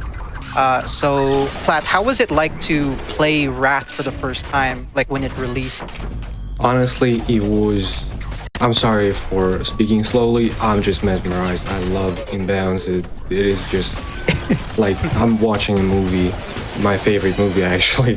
Literally, that's how I felt when I watched this for the first time. I could not stop looking at this run. It's so good. It is amazing. And back to your point, watching people live and being part of that process of optimizing new levels and making sure that you go there as fast as possible is it's undescribable, honestly, because it is something that I've never experienced, and it's very fun. And it is if you're watching like a artist painted picture, but it's actually just thousands of people collectively painting one picture. Malphar just picked up a book and left it on the ground. That's the speedrunner way. Yeah, that's not part of the route at all, for anybody wondering. But also, what I wanted to add to that point was that that is very true. That is a very common thing. I think I speak for a lot of people when I say that for a lot of speedrunners of the game, it started with them just being completely mesmerized by an ULTRAKILL run. Me personally, shout out to Hayes, who got me into the game's speedrunning scene by watching her full game P%. Like those runs, you just stare at it and you just keep watching because it's so unbelievable to watch. And I think a lot of runners' origin stories are that as well. I don't know about you, Fishy, but that's certainly how I started getting into speedrunning and why I was so attracted to full game. Yeah. I would like to say real quick, in the previous stage, she played it really safe when paying the ferryman the coin for the exit on 5-2. And that is because really recently, Malifaro actually got a new inbounds world record, but due to how jank this game can be, people often call it ultra jank, she accidentally got clipped out of bounds, making it so it was no longer an inbounds run, purely by accident. And that just happens because of how the ship moves and it being so weird. So a lot of times you have to play some things extra safe just to even prevent the game from clipping you out on its own. Yeah. And the unfortunate part was that run was also like a minute faster than the current record on the leaderboards, which is unfortunate. But you can just see that even though the runs in this game are already incredible, there is always room for time save, and there are clears that we haven't even explored yet. Like you don't know, like randomly, like a random person who rarely chats in like the Discord servers can sometimes just post a world record run that is seconds faster than current strats with totally new strats. It is crazy sometimes, like what you see in this game. I think it was easier to do that before, like before the sudden influx of runners.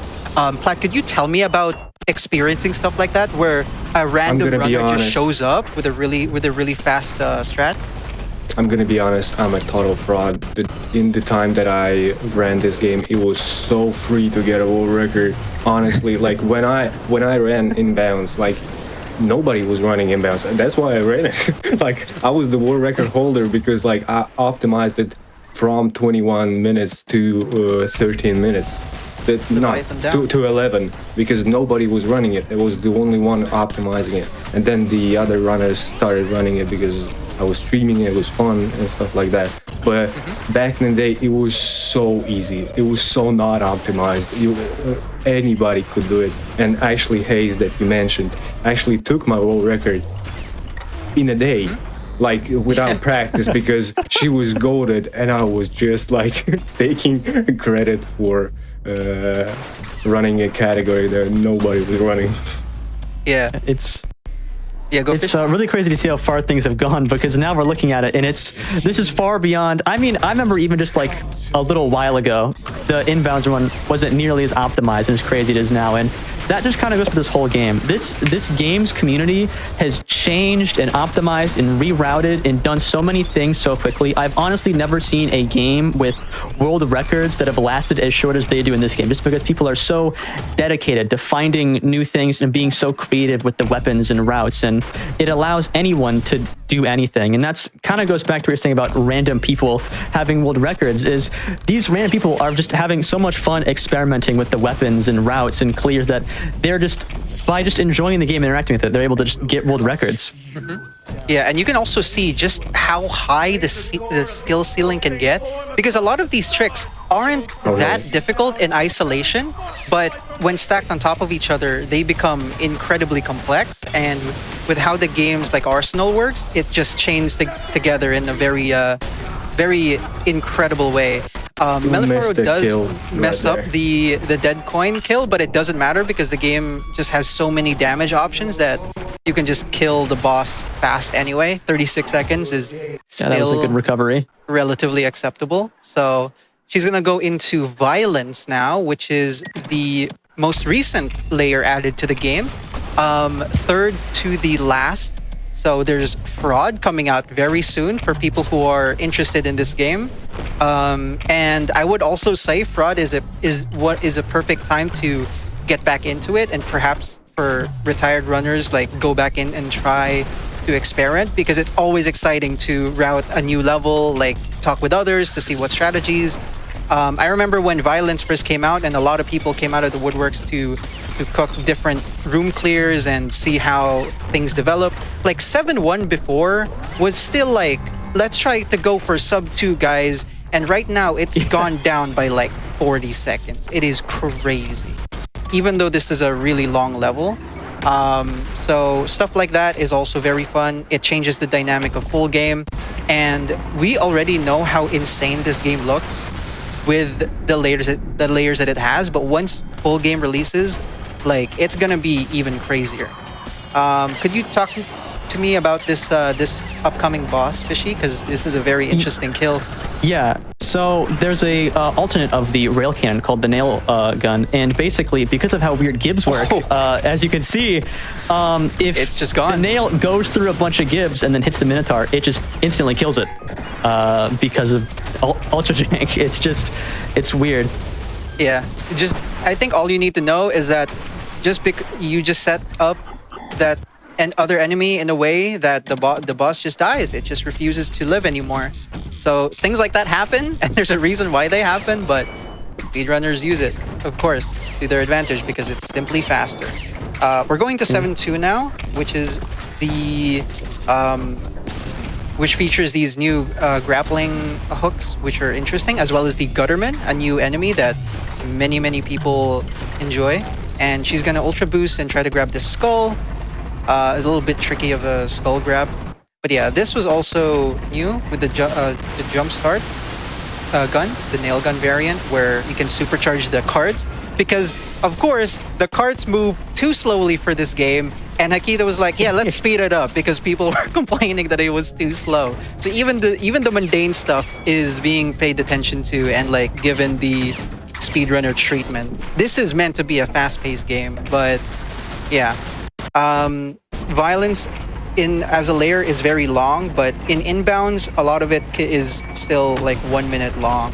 Platt, have you tinkered around and seen like how violent like speedruns are?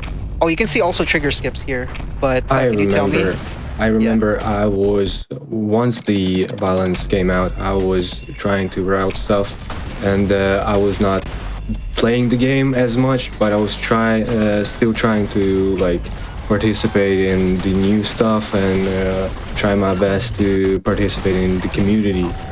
But when I was routing for 7.2 right there, I had to look up on Google how to do a secret exit where you don't have to fight guys because I couldn't figure it out. And that's when I knew I don't really need to route anymore because I'm not really smart like that, because the amount of growth that went through this game throughout the time that was out and people started speedrunning since the time that I started speedrunning is incredible. And you said that like in ways that inbounds have evolved is honestly like a big thanks to Malefaro, because Malefaro been running this game, this category like tirelessly. It's incredible how much improvement a single person can make when they're just purely goated. It's amazing. Yeah. So that is a trend with this game where a lot of people really like the trend goes that a lot of people focus on individual levels rather than multi-level runs like full game. And the trend is that there's usually only 1 or 2 people that focus on a full game category like inbounds and push it further than ever before, really. So it doesn't get as much love, but that's because like every single level can have so much depth into the kill strats that people go into and the possibilities that are that you can make with 15 weapons, and it's just an unbelievable amount of potential in every level. So that's why people tend to focus on a few levels rather than full game. The full game just by itself is very difficult, and you can see the final level here, 7-4 currently, final level of the game so far. She's going to try to clip herself into the earth mover and find a little gap there to skip a bunch of enemies at the start, which saves a lot of time, as you can imagine, and just use these idols to boost herself into the boss room up top. And one cool thing I find about this route specifically is that gap in the floor stays there, and when Malefaro does that trigger skip there, she's actually skipping the checkpoint. So that means after she kills the earth mover, she can just checkpoint back and clip back out of bounds, and the run's over. Yeah. There's just these random holes sometimes that people just find and fly around in levels, and just like that, I think that is the end of the run. We can turn the timer off now, and that is it. Yeah. The whole game was really good. That was amazing. Yeah. Unbelievably fast, yeah. Goodness, I love that run so much. Thank you all so much for doing that amazing run. I'm so happy that ULTRAKILL was able to get its GDQ debut here on this show, and especially because it's expanded so much in this run. It's just so amazing. I definitely I absolutely loved this run with my whole heart. Honestly, seeing it and watching it here just makes me want to like try it out myself. Honestly, it's really good. Go for it. And hopefully we can have it back in GDQ in some fashion once 1.0 comes out. Yes. That being said, do some shout outs. Where can people find you? Where can people find Malefaro? Anything you want to shout out before we head out? Okay, can we go with Fishy first? Oh, yeah. I stream my speedruns on Twitch sometimes, just at The Fishy Bandit. You can watch me live. I do some ILs. I'm going to start doing full games soon. But yeah, you can watch me there. I speedrun ULTRAKILL. Do you have anything to plug, Platt? The only thing I have to plug is Ultra Saturday. It's an event that is happening every week. It is a community-held event ran by Gathis. That is basically a tournament of speedrunning that happens every week, where people just speedrun ULTRAKILL. That's it. And it's hosted on the ULTRAKILL speedrunning Discord that you can find from the speedrun.com site. So feel free to join in and check that out because there's a lot of very promising runners. As for me, I don't have much to plug besides my own Twitch channel, and I stream once a year for those interested to catch the stream. But eventually I'll stream more, I swear, and maybe upload some stuff. Liar. But yeah, please also check out Melifaro's runs because they are very active in the scene and are continuing to push inbounds even farther than a bunch of people did before.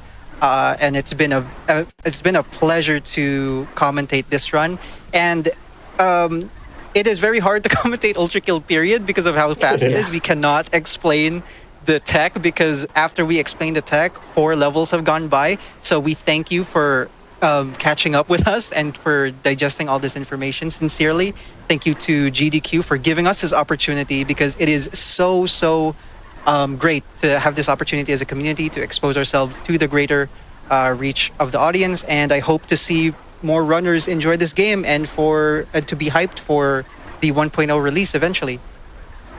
Okay, I'm sorry. One last thing. Please, anybody and everybody, go into Melifaro's, the runner that did this run, Melifaro's YouTube comments and spam that Melifaro needs to stream the runs, the attempts. It's gonna be really fun. The goat needs a Twitch channel and it needs to be promoted. Go into the comments and spam. Thank you. All right, thank you so much, guys.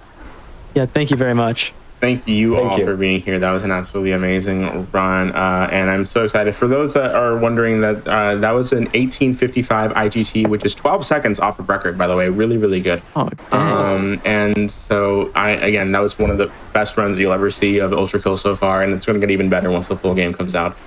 So please, stay tuned. We are going to be back with more shooters for the night, and another, not of the game, but of a category that debut. We will have the Destiny 2 Desert Perpetual raid. This is the newest raid that came out in July of this year, and we are going to see it for the first time here on the GDQ screen right here in the show. So please stay tuned for that. I'm very excited. We have a whole 6-person fire team with us today, and we will be right back after a short intermission.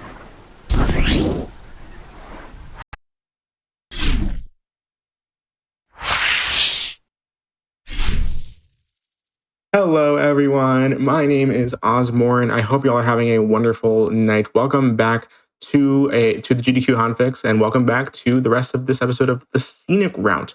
For those just tuning in, and you may have not seen this show before, the Scenic Route is all about speed runs of games with little to no glitches, or NMG or glitchless runs, and they don't even have to be named those. It can be any sort of category that restricts glitches in general, or maybe a run that just naturally has little to no glitches in them. And that's pretty important to have as a distinction because that's going to be relevant to this run that's coming up right now. This run is amazing. We have had a wonderful night of shooters all since through the beginning of Perilous Paths with Metroid Prime 1 and 2. Then we had Call of Duty Black Ops 3 Zombies, ULTRAKILL, both having debuts. And we're going to see a debut of the newest Destiny 2 raid, the Desert Perpetual, specifically the Epic variant with a very wonderful fire team today. And before I begin, I just wanted to say, first of all, happy National Butter Day. Please butter your toasts. Otherwise, what are you doing? And of course, one announcement that I want to bring is actually to the Frame Fatales community. I wanted to shout out Frame Fatales real quick. Frame Fatales is a community of women and femmes who share a passion for speedrunning, gaming, and charity. In addition to their 2 flagship events, Frame Fatales in the summer and then Frost Fatales in the winter, they host activities year-round in their community Discord, like Game of the Month and randomizer events. Type !FF in chat to learn more and get involved. And if you would like to submit to one of Frame Fatales events, they actually have submissions open currently right now for Frost Fatales that's going to happen over in March of next year. And I would absolutely love to see anyone that is interested in submitting to that event. So if you are women and femme, please go submit to that event. If you speedrun anything yourself that you'd like to show off on the GDQ screen. With that being said, we're going to get straight into this next run. It is, again, we have a full 6-person fire team with us, doing a wonderful run of the Desert Perpetual raid that came out this year, the Epic variant. We have the Aegis Relic, Seiyun, K3, Ashex, Brio, heroes, and of course we have G Miners here on commentary with us today. So it's going to be an absolutely amazing time and a very quick run. So please stay tuned. And of course, Aegis, take it away. Hi, I'm very excited to be here. You guys might recognize some of these lovely runners that I have with me as we ran Salvation's Edge on this very broadcast about a year ago. So very excited to be back and just super stoked to run the newest version of the Desert Perpetual from Destiny.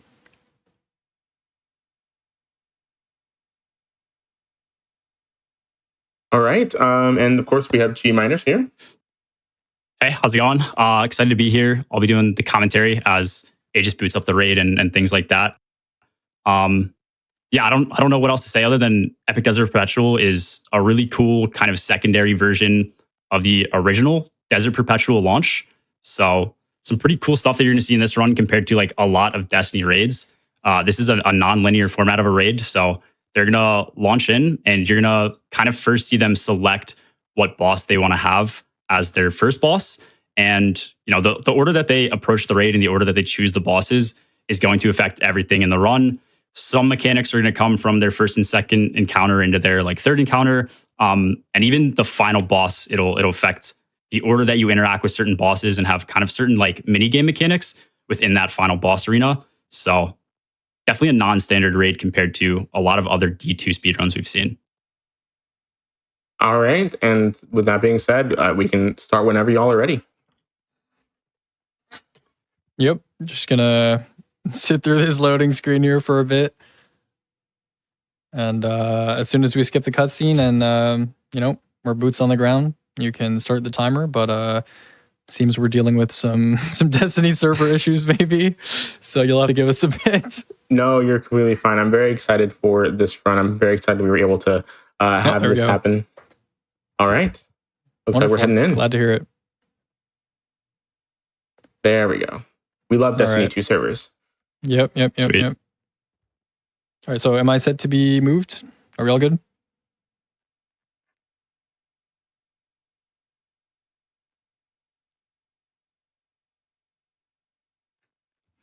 Sweet. Okay. Loading in here. After they skip transition, or after they skip the cutscene, they'll have a bit of a black screen, and that's when their timer will start. The first thing to look out for here is they're using a team comp, which uses 5 Warlocks and 1 Hunter. So for anyone who's not really into Destiny or hasn't seen much, a big important part of their first transition here, the Warlocks rely on earning a super and building that super up to be able to transition faster. So a Hunter does not. You're going to see a Hunter go and interact with the first little interactable to start up their first boss, and everyone else on a Warlock class is just going to kind of haul to get to the starting door because the Hunter will be able to pretty easily catch up to them. This is absolutely amazing. So exactly, this is specifically the Epic variant, right? What does that entail? Yeah. So Epic variant, it just takes the first variant that we had. So we had Desert Perpetual that has 4 bosses. This version keeps 3 of those bosses and permutes kind of the mechanics. There's some additional mechanics that you have in the first 3 bosses. The final boss, you still fight the same boss, but it is a completely different encounter. Like everything, even kind of the way that you deal damage to the boss is extremely different. So right now, I think we're just waiting for them to interact with this door, just waiting for the kind of raid to catch up. And this first boss is going to be a Apophis. So this is a Hydra. The main thing to look out for here, you're going to see Aegis go into a side room. There's going to be 2 side rooms, one on left, one on right. And he's going to have these 6 eyes that spawn on the boss's like shield. He's going to need to stay in front of the shield to stay alive. And he's going to be calling out 2 eyes or 2 numbers. He needs to take these 2 numbers and figure out which one is a real call out and which one is a fake call out. So he'll pass this call out of 2 numbers into middle. Somebody in middle will use that call out to shoot 2 eyes that they have in middle and then pass that information along to the opposite side of the arena. All the while the opposite side is passing back to him. So you're going to hear a series of number call outs that will usually be 2 numbers followed by 1 number after to kind of give the 2 options and then give them the confirmation of what they need to shoot.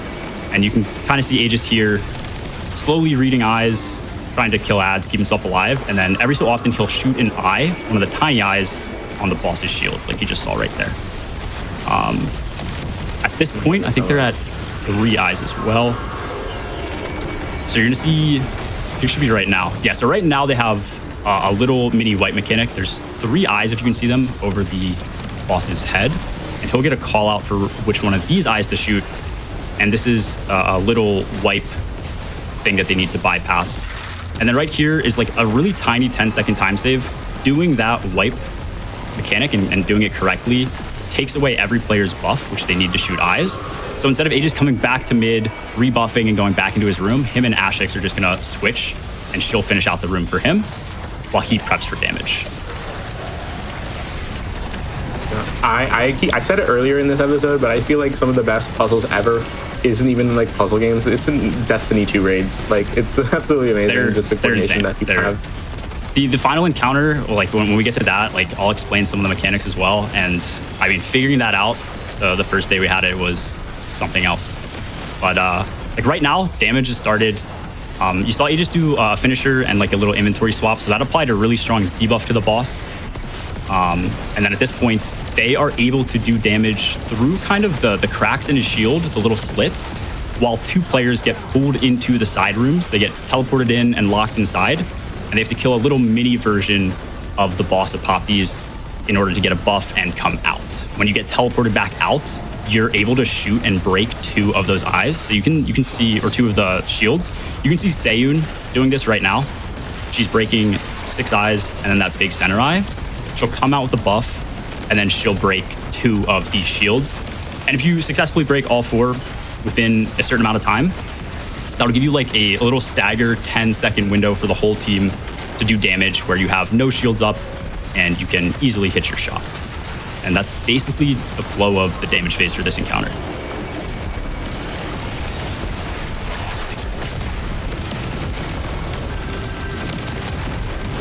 As far as weapons go, the rotation they're doing is pretty cool too. They're using a rocket that relies on charge time, but the charge time is really slow. It hits really hard, but in order to decrease that charge time, you want to swap to other weapons and deal damage. And you get these stacks of what's called anticipation, and then you swap to your rocket and you can charge it a lot faster. So really cool rotation. Looks like a Poppy's just died, and we are now moving on to the second encounter.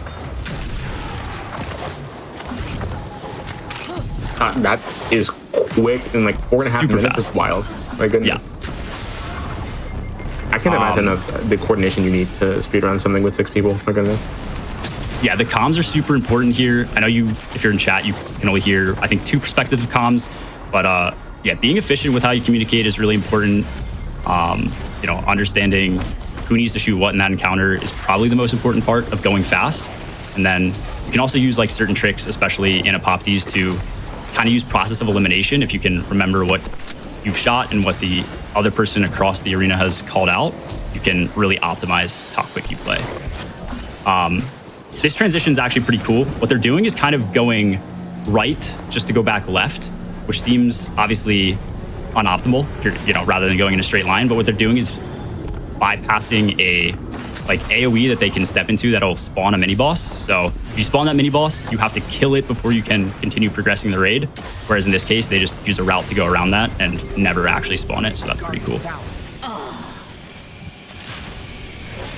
God, this is some of the best movement I've ever seen. My goodness. Yeah, well skating is really cool.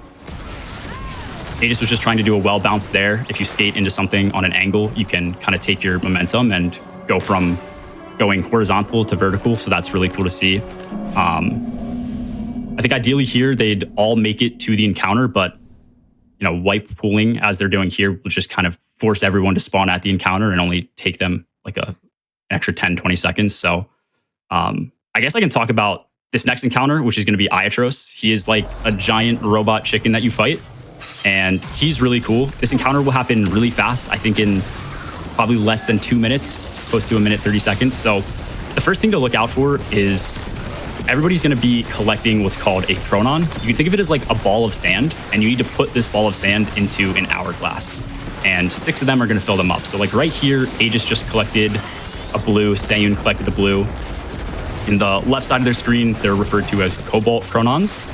And they need to get another buff to see what color currently needs to be placed in this hourglass. So it was just blue. You saw Aegis and Seiyun dunk. Now they're going to get another call out, dunk the next color, and then finally the third color. So in total, there's red, white, and blue chronons. And then once all 6 are dunked, they'll be able to kind of shoot the stopper at the bottom of the hourglass and start the next set of mechanics. God, this is going by so fast. It's quick. I'm loving every second of this. It's going to be hard to explain what happens here. The essence is you get a buff, which tells you which pillar you need to shoot a box on. And then there's a player who's doing like a mini jumping puzzle at the same time, who's calling out which box for different people to shoot. Their call out might be something like bottom, top, top. And so one player has to shoot a bottom box, one player has to shoot a top, and then the third player has to shoot a top. And that builds platforms for that jumper to successfully move up on. And then they interact with a box, which starts damage, which they already did. And we are like in damage already. Nice. Yeah, this guy's gonna die quick. Another cool little thing that they do, they use that super that they have, which they all planted down. It's called Well of Radiance. It's really useful for movement, but on this boss specifically as well, he takes increased ability damage. So for some reason, Well converts your weapon damage into ability damage. So on top of the, I think 25% damage you get from Well and standing inside of it, you get another 50% damage or close to it of just extra ability damage. So that boss dies much quicker than like any other boss you're gonna see here.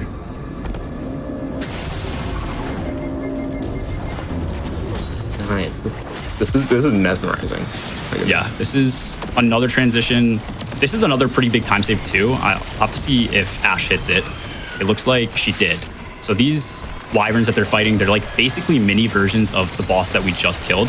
And you need to defeat 5 of them here in order to progress.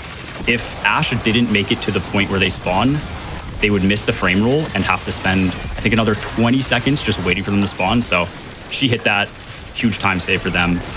And then you'll see Aegis now go over to interact with the like giant monolith to pick their next and third encounter. So this is kind of how you choose everything you want to do in the raid. Frame rule strats in Destiny 2 is wild. Yeah, they're cool. They're super important when you're optimizing runs. So they just killed all the little wyverns. Aegis selected the next encounter, and now they are skating here. I would say this encounter might be the most confusing, but I think like the lore of it's really cool. You can think of this as like building a particle accelerator, which I think is just awesome. The goal for this encounter, again, those balls of sand, the chronons, you need to pick them up and dunk 1 in each of these 5 rings. You'll see these like rings after Aegis comes out of inventory. They're like the particle accelerator rings. And you just need to figure out which color chronon goes in each. And to do that, you need to kind of consume one of the chronons and dunk it in a floating ring in middle. And that'll just tell you, which ring accepts which color. So if I dunk a white chronon in the floating ring, it'll highlight 2 of the rings and tell me that's where white goes. So your ultimate goal is to fill those 5 rings up. And then the boss will kind of get mad and he'll break 4 of them. And you need to go and fix those 4 by dunking another set of chronon in each of the broken ones, and then you basically get the damage. So like here, Aegis just deposited, I think, a white chronon.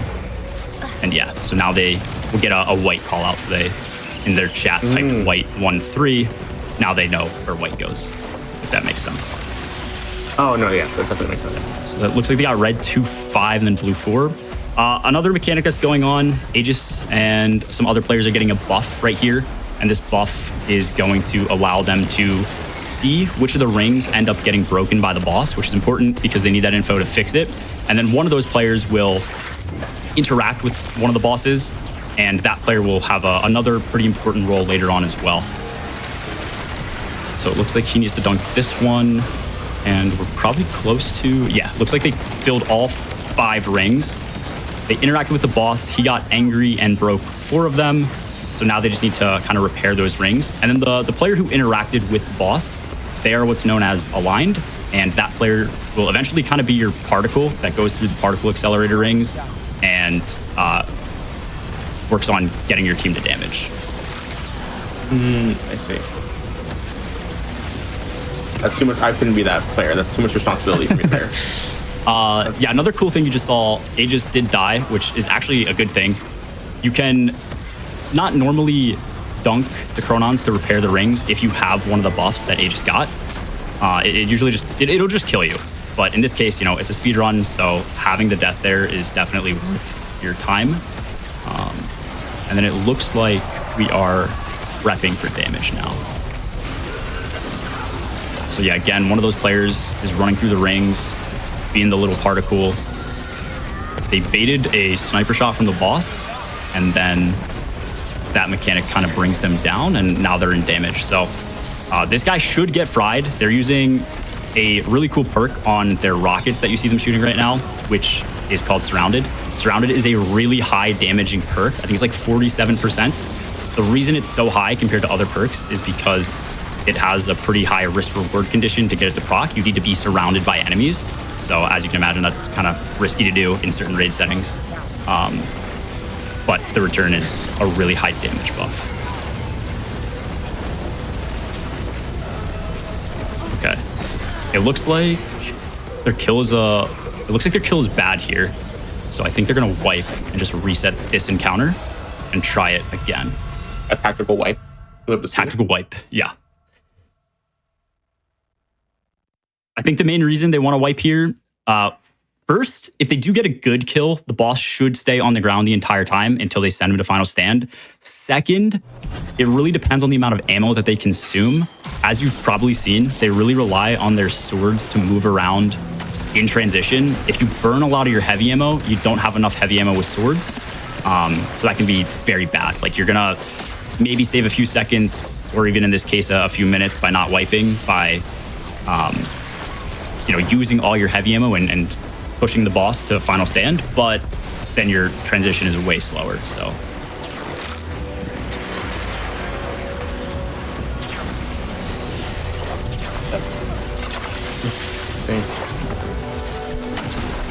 I will say this. How involved? Oh, yeah, how involved is this particular raid compared to, like, say, previous raids like Final Shape or anything like that?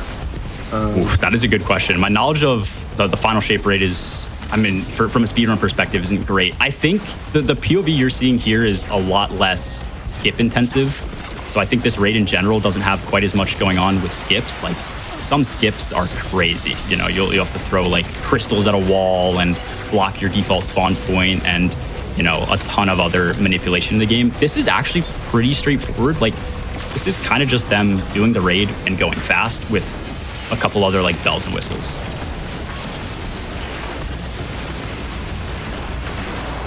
I do love a raid with a lot of bells and whistles. Like, it stresses me out, but like it does go for like a really fun experience with your friends, honestly. Yeah, oh, for sure.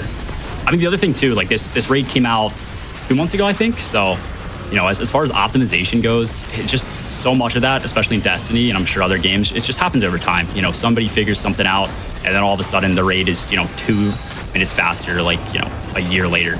So. Oh, definitely. My favorite part about raids is also the raid races. Just when they come out. The raid races are awesome. This was so cool. This was you'll see. Oh, this is about to be them in damage. So you'll see them with Surrounded. We should see hopefully a kind of little 1 floor quick damage phase here. See if they pull that off. But yeah, you'll definitely get a very surreal moment watching them do the next transition. The next transition is probably one of the coolest in Destiny history. So I'll leave that up for people to view. So there we go. At this point, the boss has an immunity phase where you now need to rebuff everybody and find the boss, the mini boss around the arena that matches your buff. So if you look at Seiyun, I think Seiyun already killed theirs. Aegis, I believe he killed his. And then, yeah, once that happens, the boss goes unimmune and everybody can damage the, like, real boss. A couple cool things, which I don't know if they're doing this run, usually happen here, or at least one really cool thing is they tend to bring one of those Chronons into the final encounter, which is such a cool strat. I'll explain a bit about final encounter now as we're getting to it. The way that the raid was intended to be run with final encounter is you would kind of be in this main middle room. You'd go through a portal to a side room, and you would collect a buff. Once you collected the buff, you would bring that back to the main room and interact with a crystal, opening it up, and you would speed up time. And the reason you'd speed up time is at the end of one of these phases, you would get a piece of information that you really needed. The piece of information is a Chronon color, and you need that color to be able to unlock damage. What would then happen is the raid takes you back in time, and you now have that information, and you're at the beginning of that timeline.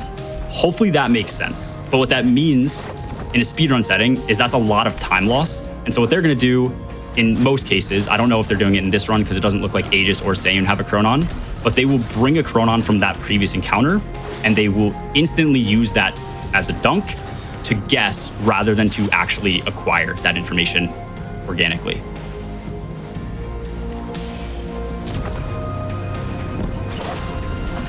Oh my god, I love D2 also because it's just such a beautiful game to go around. Oh my goodness. Yeah, that transition right there, seeing that for the first time through your own eyes was something special.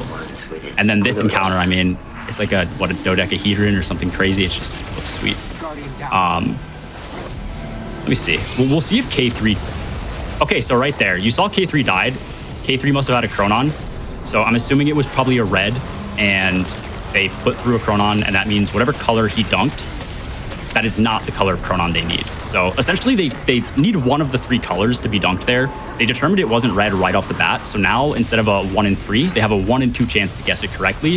If they don't guess it correctly, it's just gonna be time loss. It's not the end of the world, but hopefully they win that 50-50. So you'll see in Aegis' POV and Seiyun's POV, they are now in a room where they have to interact with mechanics. And if you look specifically at Aegis' screen right now, he sees Apoptes.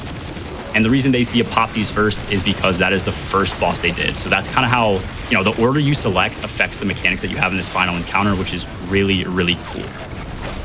At this point, they're just kind of waiting to spawn in an enemy who drops Chronons.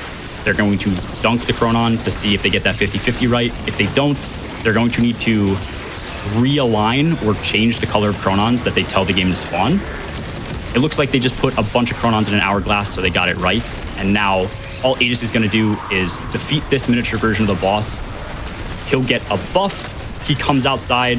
I think in this case, Seiyun will interact with the crystal, and someone on their team will break that crystal to send them into damage. So just like that, damage started, and they are just going to hook this boss. As far as time goes, if you look on the left side of their screen, they have a buff called Worldline Stability that's draining. That is your entire duration from the start of this phase to the end when you're doing damage that you actually have to utilize. So the quicker you do the mechanics, the more time you have to do damage, which is really needed for them to get off this one phase. Another really cool thing that you're seeing them do here is use a build where they can shoot a rocket and then throw a grenade, which will automatically reload their rocket for them. So it just lets them crank damage out. And at this point, they basically have the clear in the bag. They're gonna rally one more time, go up, and then kill the boss in this little final stand that he has set up for them. So they're just gonna wait for damage to start. You're gonna see 3 crystals pop up. They look like broccoli. They'll open them up, break them, and then damage the boss.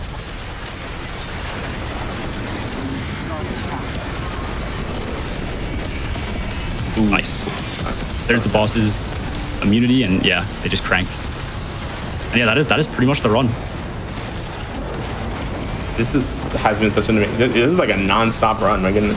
I know. Yeah, trying to explain everything and especially do it in layman's terms for people who might not be Destiny players. Hopefully, I did a good job. Hopefully, it gets people into Destiny, maybe even into D2 speedrunning. But there's just so much going on. There's such a high skill ceiling that these players play at, and they have. So, yeah, kudos to them. As a D2 fan, I would recommend this to anyone, honestly. Yeah.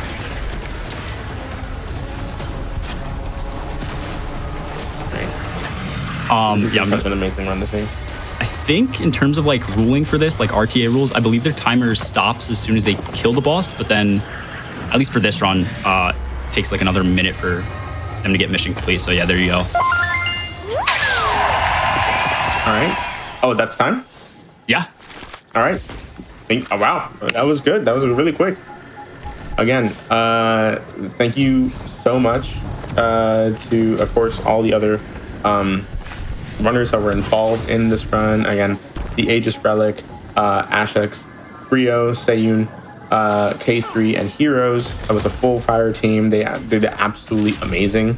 G-Miners, you have the floor. Anything you want to shout out, anything you want to shout out with the runners or with the community, like anything at all before we have to head out? Yeah, for sure. I mean, if you guys are interested in D2 and D2 speedrunning specifically, I think you can just go to speedrun.com and they should have a D2 category, which should have a Discord link. The main place people group up to talk about speeds and form teams and all that stuff, all the info you could need is in D2 speedrun panel. Aegis does a huge job running that. He streams on Twitch at the Aegis Relic. I think all of these players on his team will stream with him from time to time. So if you're truly looking to learn about the game and all things speedrunning, he's the guy to go to. He's the speedrun goat. Amazing. Again, thank you so much to this wonderful fire team for coming back almost a year later to show off the next raid. And it's going to be absolutely amazing to see how this run progresses. I still need to play this raid myself and get back into Destiny 2 in general. And honestly, seeing this run has kind of pushed me a little bit more to do that. And so I'm very, very happy that we were able to get this sorted out, because this is definitely a little bit more ambitious than what we typically have here on GDQ Hotfix. So very glad we're able to work it out. We are not done with the night so far, folks. We have one more run. And if you are a fan of another shooter that is all caps and has a word about death in the title, and you loved ULTRAKILL, then you should stay around for DEATHLOOP. It's a very different game stylistically, but I wanted to make that joke.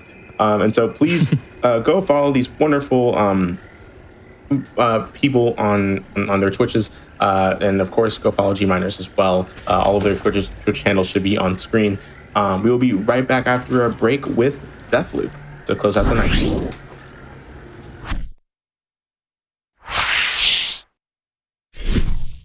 Hello, everyone. Welcome back to the GDQ Hotfix. My name is Ozmourn, and before we begin, I do want to just say Happy National Take a Hike Day, and I don't mean that in like the go take a hike kind of way. I mean, like, it's actually National Take a Hike Day. If you want to go take a hike and see some beautiful scenery, this is a scenic route, as a matter of fact, so it's very fitting.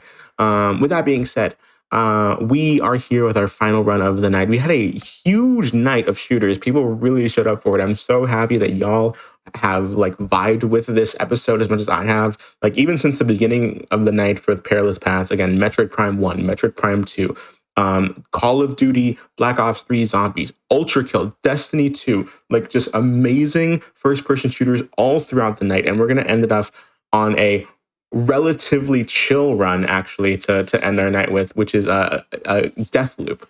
And of course, despite the fact that this game is about dying over and over and over again, it is a relatively chill run to end the day with. But with us, we have the ever so talented Creeper Hunter here to show us the glitchless run of DEATHLOOP. This game has actually not been on GDQ Hotfix before, and last time it was seen, actually, Creeper Hunter ran it at AGDQ 2022, but that was the any percent category, and so now we're going to see how the glitchless category looks at this game. So please, Creeper, take it away. Alrighty, hello everyone. My name is Creeper Hunter, and this is DEATHLOOP. Simple premise of the game: there's 7 individuals that we need to kill in a single day cycle, and that is going to break the loop. Time is going to start on first input, so I will count that down. We have a little bit of exposition here where Juliana, the main antagonist of the game, is going to kill us. We are Colt. Pretty simple. Kind of just introduces the whole looping aspect of when you die. We're fine. It's all good. Ooh, that might that one might hurt just a little bit. Yeah, that one might do us in, I think. Yeah, but we are fine because that's the whole premise of the game. Exactly. Exactly. I'm so excited for this run. This is such a cool run. Here we are. We're on the beach. We're gonna wake up here only a couple times, and time is gonna start in 5, 4, 3, 2, 1, and go. All right. So the entire movement aspect of this game is us going to be laterally dashing with our sprint. Right there, I actually skipped the cutscene by looking straight at the ground. That's the only skip that we're going to do in this run. Here we're going to grab the hack-a-majig. This is going to be used a couple times to hack like antennas and doors and whatnot, and to teach us that the game is going to force us to do this right now. That little postcard that Colt threw away, that's going to come into play in a couple minutes here. That's going to teach us the whole aspect of retaining information through deaths. Game kind of works like a roguelike, where if you get like weapons or skills or upgrades or information, that information and all of those upgrades will retain throughout all of your loops. And that's kind of how you progress. You're supposed to progress pretty slowly. This is not going to be slow. We're going to optimize the absolute heck out of it.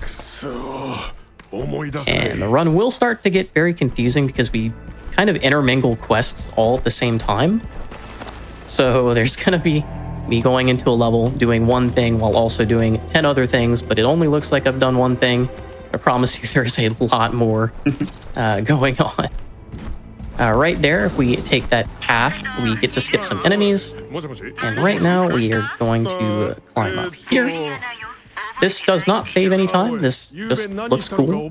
We have to wait for this door anyway, and for this dialogue to finish. You have to do this flash strats, you know? Yeah, of course. Always. You always have to do it. Yeah.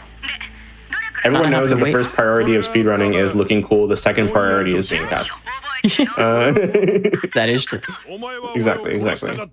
But yeah, well, in this game, you can choose. I see at the beginning, you can choose to either break the loop or protect the loop. What is the difference between those two game modes? Yeah, so there is an invasion mechanic, kind of similar to Dark Souls, where you can kind of invade other people's single-player playthroughs. That won't be shown here because that will invalidate our runs. And also, I'm on an older patch of the game, so you have to have patch parity for that to work. When you invade people, you actually play as Juliana, who is about to pull us up with her visionary power Carnesis. And the cool thing about this is if you do play as Juliana and you invade a Colt's game, and you kill that Colt, he will actually loop back to the beginning of the day cycle. Just as if an NPC would have killed him or if he would have like died at any point. That's kind of how the multiplayer aspect works of this game. Oh, I see that. So like if you like play this game for the first time casually, do you just have a chance of someone invading your playthrough? Like right off the bat? Yep. Interesting. That's a very interesting way of going about an experience for a casual player. I like it though. Yeah, it was very fun on release, invading a lot of people, especially when the game has been free a couple times on the Epic Game Store, and it does have crossplay, so every time those free game redeems happened, the spike in players would happen, and you'd be able to invade a bunch of people, and it was pretty fun. What just happened there? We saw ourselves die, and then we died. Yeah, so Other Colt came from a different timeline in his own loop and kind of tell us, hey, you already know the passcode to this door that we're about to go interact with. And our Colt is like, no, I don't. Well, it turns out that postcard that was here over at the Hack-a-Majig has the door code. And that door code is going to be used for us to leave every single level in the game. We don't actually have to know it because we have the information and there's a button to skip it. So, once again, we're going to open this door. And this time, instead of going to Juliana's little house, we're going to head to this door, use that code we just got, and we're going to leave to go to Updom.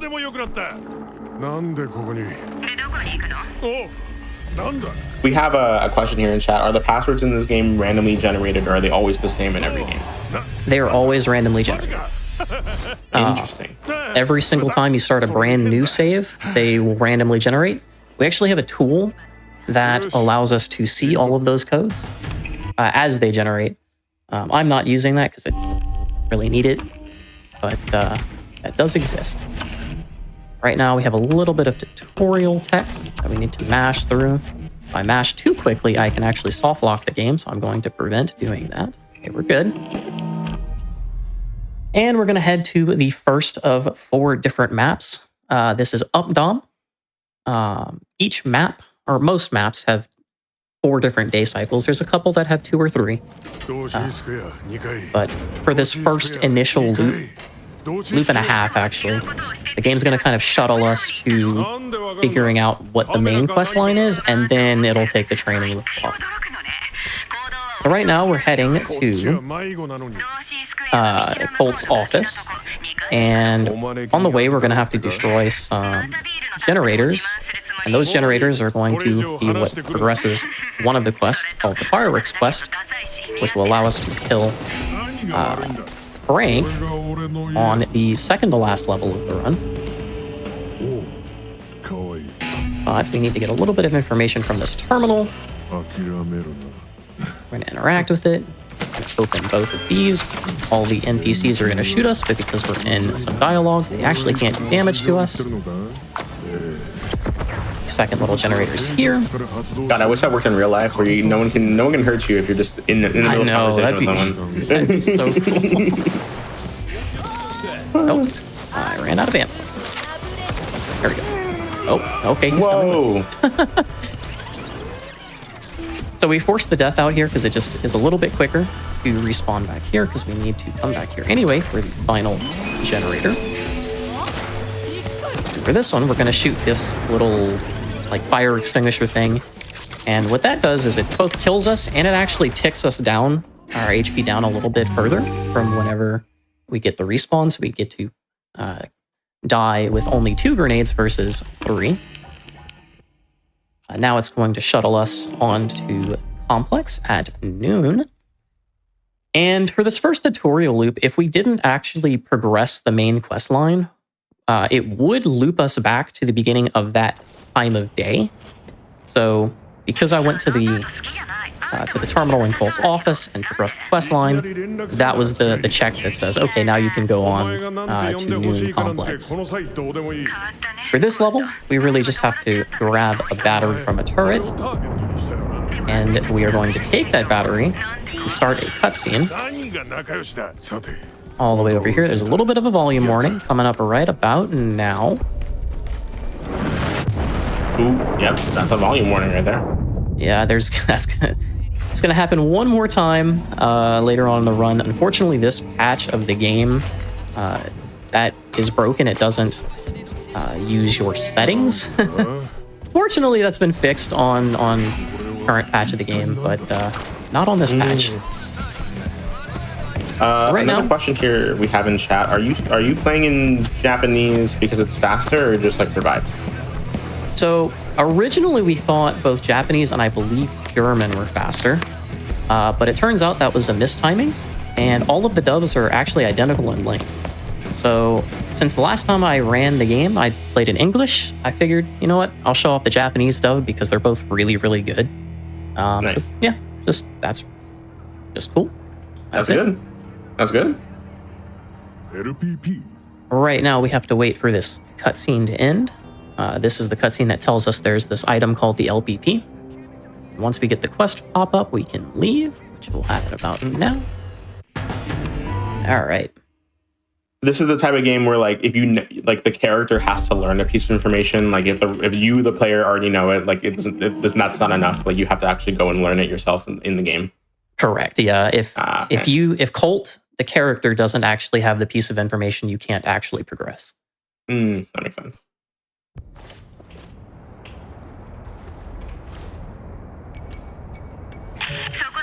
So now that we have that information for the LPP, the game allows us to progress to Afternoon Kristad. we're actually going to kind of take a little detour at the beginning here to start the Lover's quest line. Two of the visionaries, two of the people that we need to kill, are actually in love, and they have this little hideout at the back of this mountain over here.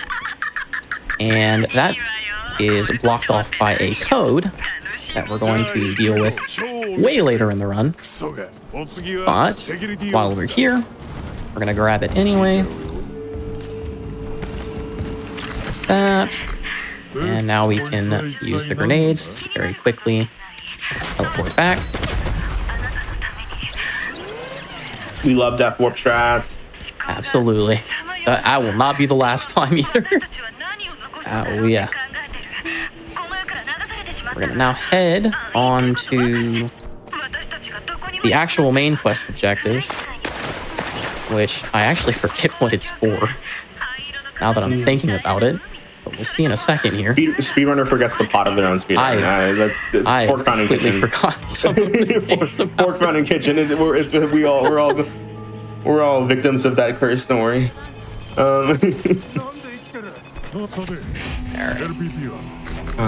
Yes. This is for the safe in Morning Carl's Bay. That's right. So because we have that information, we can actually take a death here, and the tutorial will say, okay, you've progressed enough, you can continue. Now we'll be heading back to Updom, this time at evening time, because now we know that the LPP is in our office in a safe. The caveat is that during evening time, Juliana has ransacked that safe, so she kind of took it already. And that kind of is what teaches the player that, like, okay, certain times of day you can only do certain actions and get certain pieces of information. She will also invade us. So this is the first time that you can be invaded. Oh, so like the first few deaths, like a player can't invade you until like now. Correct. You can't be invaded until the pop-up coming up soon. This is also where it kind of shows that during different times of day, the various maps are different. So like when we were here during morning, it was not snowy, but now it is snowy. Just very small changes like that. That's very nice. So this is of course a glitchless category. What glitches in this category are banned? Ooh, so if we were playing any percent, the very first time we were in this room in morning Updom during the tutorial, we would have actually used a glitch called lean clipping to clip into the safe and grab the LPP during the tutorial. And fortunately, the game just kind of says, oh, okay, you have that information now. You kind of just skip everything, which is pretty cool. Another glitch that we have is a super speed glitch. I forget exactly how it's done, but you use the turrets or the nullifier, which we'll see actually in this level. And it just gives you a whole hell of a lot of speed to be able to clip through walls and doors. And the other glitch is bottle clipping, which we won't see at all, period, because we're not going to the beach. Oh, yeah. Alright. And if you know... It's a mark of a really good game when I'm looking at this run with no glitches in it, and it still looks like a really fun and interactive run. It's nice. Gotta make sure I don't die here. No, you're good, you're good. Alright. Grab this piece of paper. This is going to be part of Charlie's quest. Oop, nope. Place it down. There we go. Alright, so that is the nullifier. And when we are in a nullifier bubble, that will suppress our visionary powers. There are only technically 7 visionaries. 8 if you count Juliana, spoilers. 9 if you count Colt, also spoilers. We only have to kill 7, very convenient. And I know I said we're not going back to the beach, but I lied. Only when we die. Oh, well, this is actually the last time we will go to the beach. After the tutorial and the game kind of takes the training wheels off, there's not really a reason to come back here, so it just kind of lets you go back to the menu. Which is fine. It's a little bit immersion breaking, but it is what it is.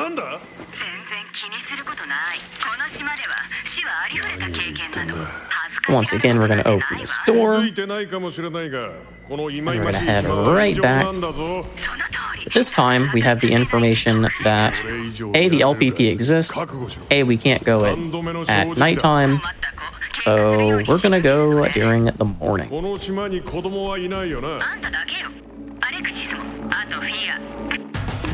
All right.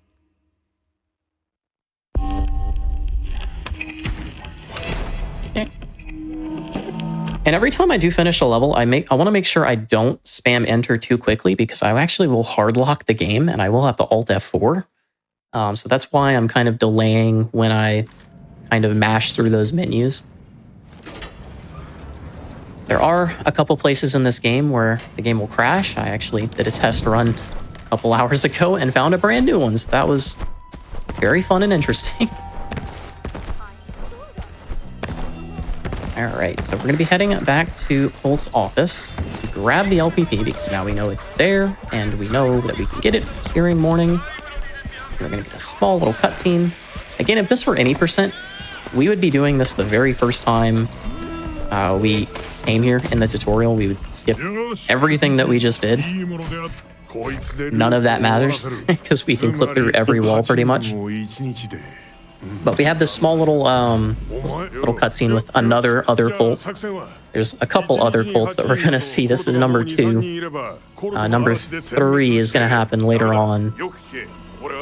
Certainly, there has to be some sort of like consequences for talking to yourself in another timeline. Yeah, you would think. You would think. On like space and time as a whole. You would think, and that's honestly a really good point. I've never actually considered that. I'm just like, we can just do this.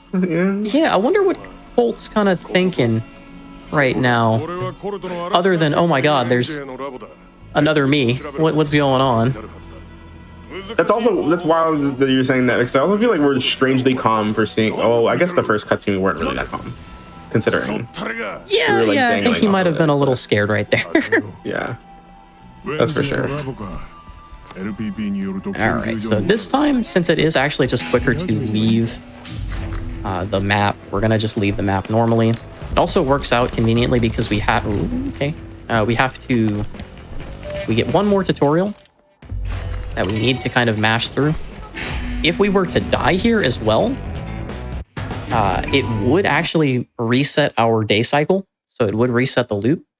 And we don't have the tutorial to speed up, or not speed up, but skip time until right about now. Right now. And it's going to shuttle us into Complex. I forgot something. There we go. All right. So right there, I just equipped the Strelak Versos, and I re-equipped Double Jump. And the Strelak Versos, those come from signing up to the Arcane Outsiders mailing list on Bethesda.net. So anyone can get that. They're free. You just have to link your Steam account or your Epic account and opt into emails, and you'll have it every single time after you have picked up the LPP in a playthrough. And since we only had to come here because we wanted the tutorial to skip time, we just immediately leave. And now we can finally start actually using the information that we have collected already. We're going to reset the day cycle though. And we're going to go to Carl's Bay. There's a safe that we have to open up that's going to give us, or rather progress the Lover's Quest line. It's going to say, hey, there's some pictograms that Fia, one of the 2 lovers, has in her little hideout. At some point, go find them. We're gonna be like, okay, we're gonna go do that. While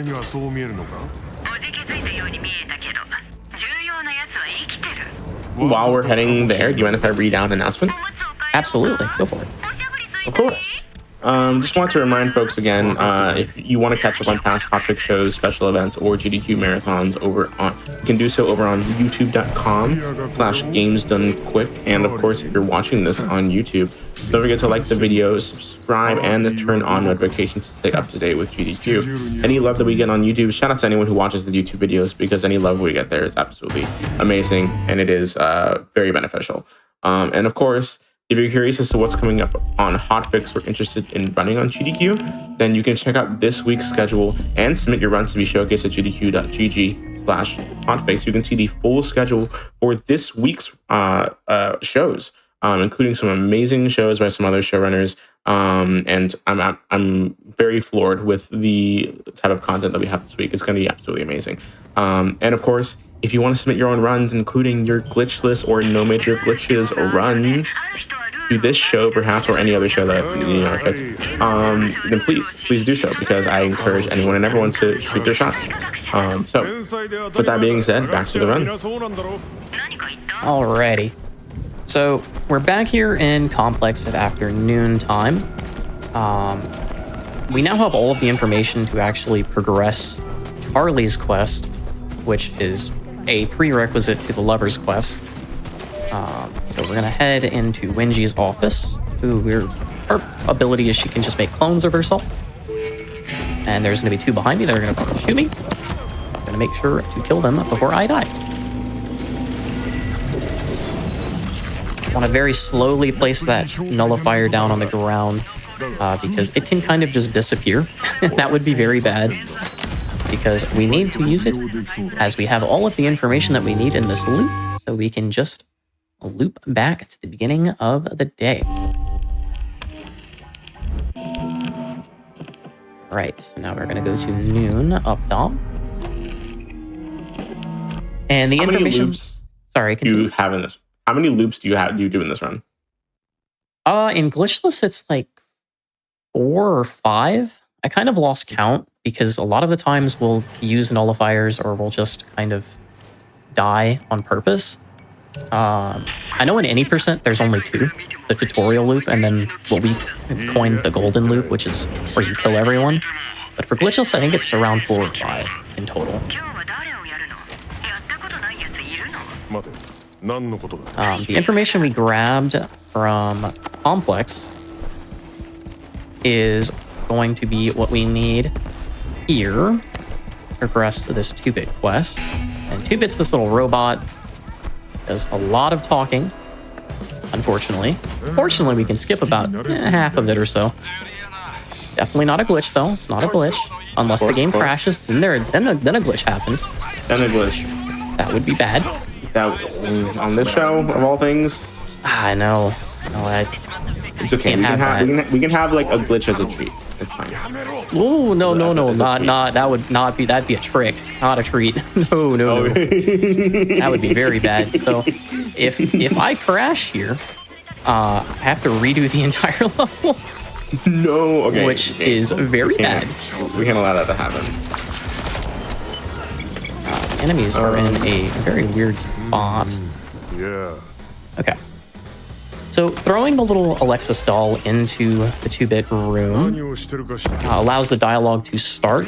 So we're able to kind of waste our lives here.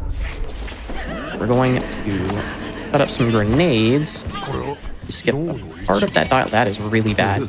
I'm going to... Okay, we're good. Nope. That, and that. Thank you. There you go. Doll, please. The hitbox on the doll is very weird sometimes. Sometimes you can just pick it up. Sometimes it's just like, nope, I want to stay on the ground, and that's okay. Hey, that's fine. I feel the same way, sometimes you just want to stay on the ground. Exactly. Fortunately, this entire section here, since it is just a big dialogue tree, we kind of have to wait until that first dialogue tree to pop up anyway, so we didn't lose any time here. We are just waiting for another dialogue tree to pop up, and this is where the game can crash. So hopefully that doesn't happen. Fingers crossed. Fingers crossed.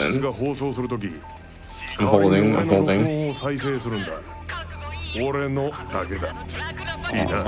Almost. And we're good. Okay, we're good. So what happens there when the crash does happen is if you were in dialogue and you die at the same time, the game has no idea what to do. So it's just like, okay, we're just gonna crash the desktop. That's fine. That's okay. Because again, you're not really supposed to die while you're in dialogue. So right there, though, we gain our player input back because we press escape specifically. If we close that dialogue with any other button, whether it be choosing a dialogue option or any other way that you would close the dialogue, you just don't have player input. But for whatever reason, pressing escape gives us that player input, which allows us to skip about 1.5 minutes worth of dialogue. It's a very, very long dialogue section. Right. Now we're heading up to another office here. This has kind of been repurposed as Juliana's like little outpost.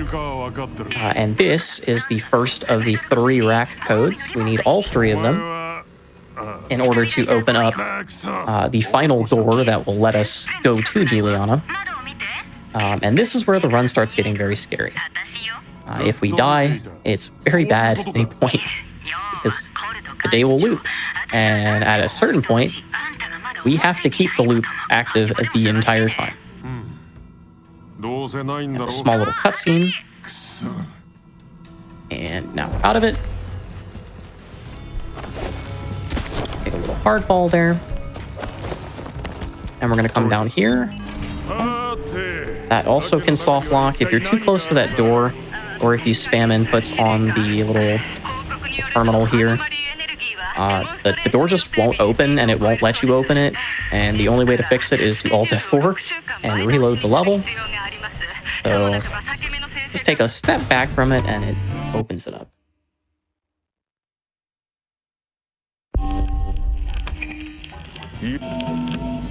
Alright. Now we're going to head to Evening Complex, and we're going to be getting a code for Igor's terminal. Igor's one of the 7 visionaries that we need to kill. And once we have his code, we'll be able to use it later on to kind of shuttle him into a specific spot later on so that we can set up a very quick kill. And this is also where I'm going to need Twitch chat's help. This code is random. I always forget it. And it would be really cool if you guys could remember it for me. I like that idea. Exactly. Why would the runner do work when we can have Exactly. work, you know? It's a co-op run now. I mean, Exactly. We're gonna purposefully take damage on this little trip mine so that it both pushes us a little bit forwards and it also sets us up for using only 1 grenade. It just saves a little bit of time. B796. Okay, I've had worse codes. You know, that's what it is. B796. B796. Write that down, chat. Write that down. Write that down. B796. I'm writing it down.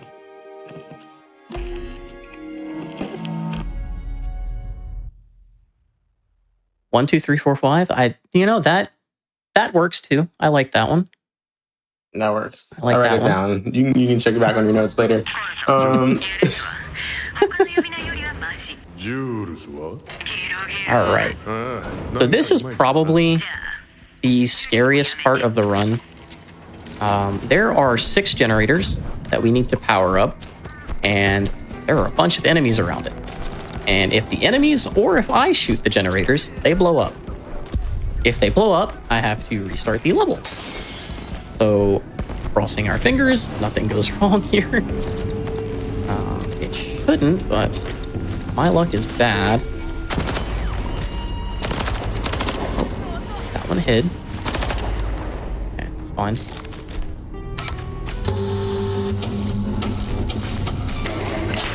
Okay. Oh, now you want to show. Okay, we're good. We're good to go.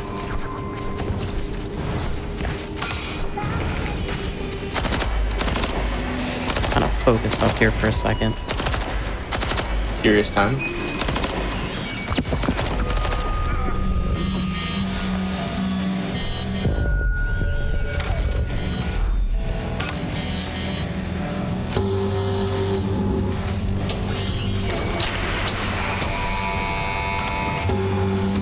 I don't know where that enemy went. Okay. Time to ignore them. That's, Oh, hi, that's hello. usually how you can deal with issues. Oh, well. Oh, wow. Okay. Okay, that was the scary part. Stuff can still go wrong here if I am not careful. There are these mines on the ground that I need to disarm. So what made that scary again? Remind me? So if I were to shoot, or if any of the enemies were to shoot any of these on any of the generators, they blow up, and I need all 6 of them to be powered to power up doors in the 3 other levels. And is it like if any of them blew up, you're just kind of screwed, or? Yes, like you have to restart the whole level. Oh, okay. Yeah. Typically nothing goes wrong, but it's still very scary. All that being said, got a good loot too. We have all of them powered now. And we have a code that we are going to put into this tiny little dial right up top of these stairs. It is 641. Right.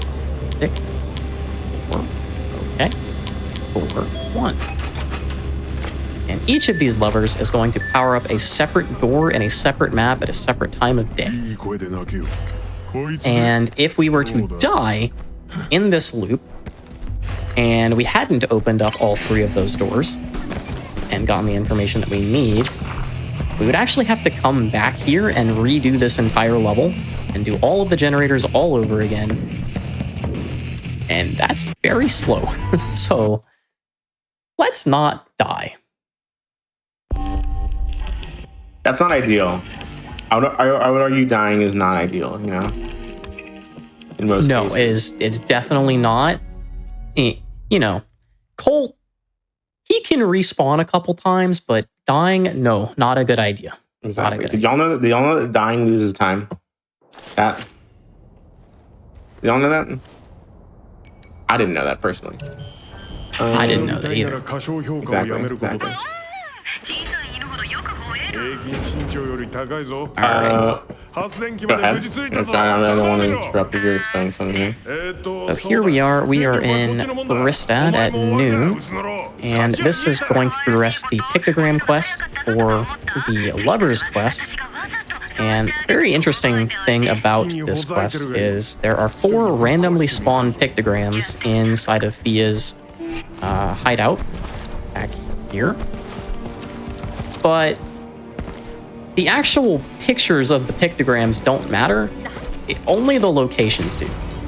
Also, that lever was backwards, and I had that happen earlier. I don't know what caused that. Okay. We're gonna pretend like that didn't happen, because that was very scary.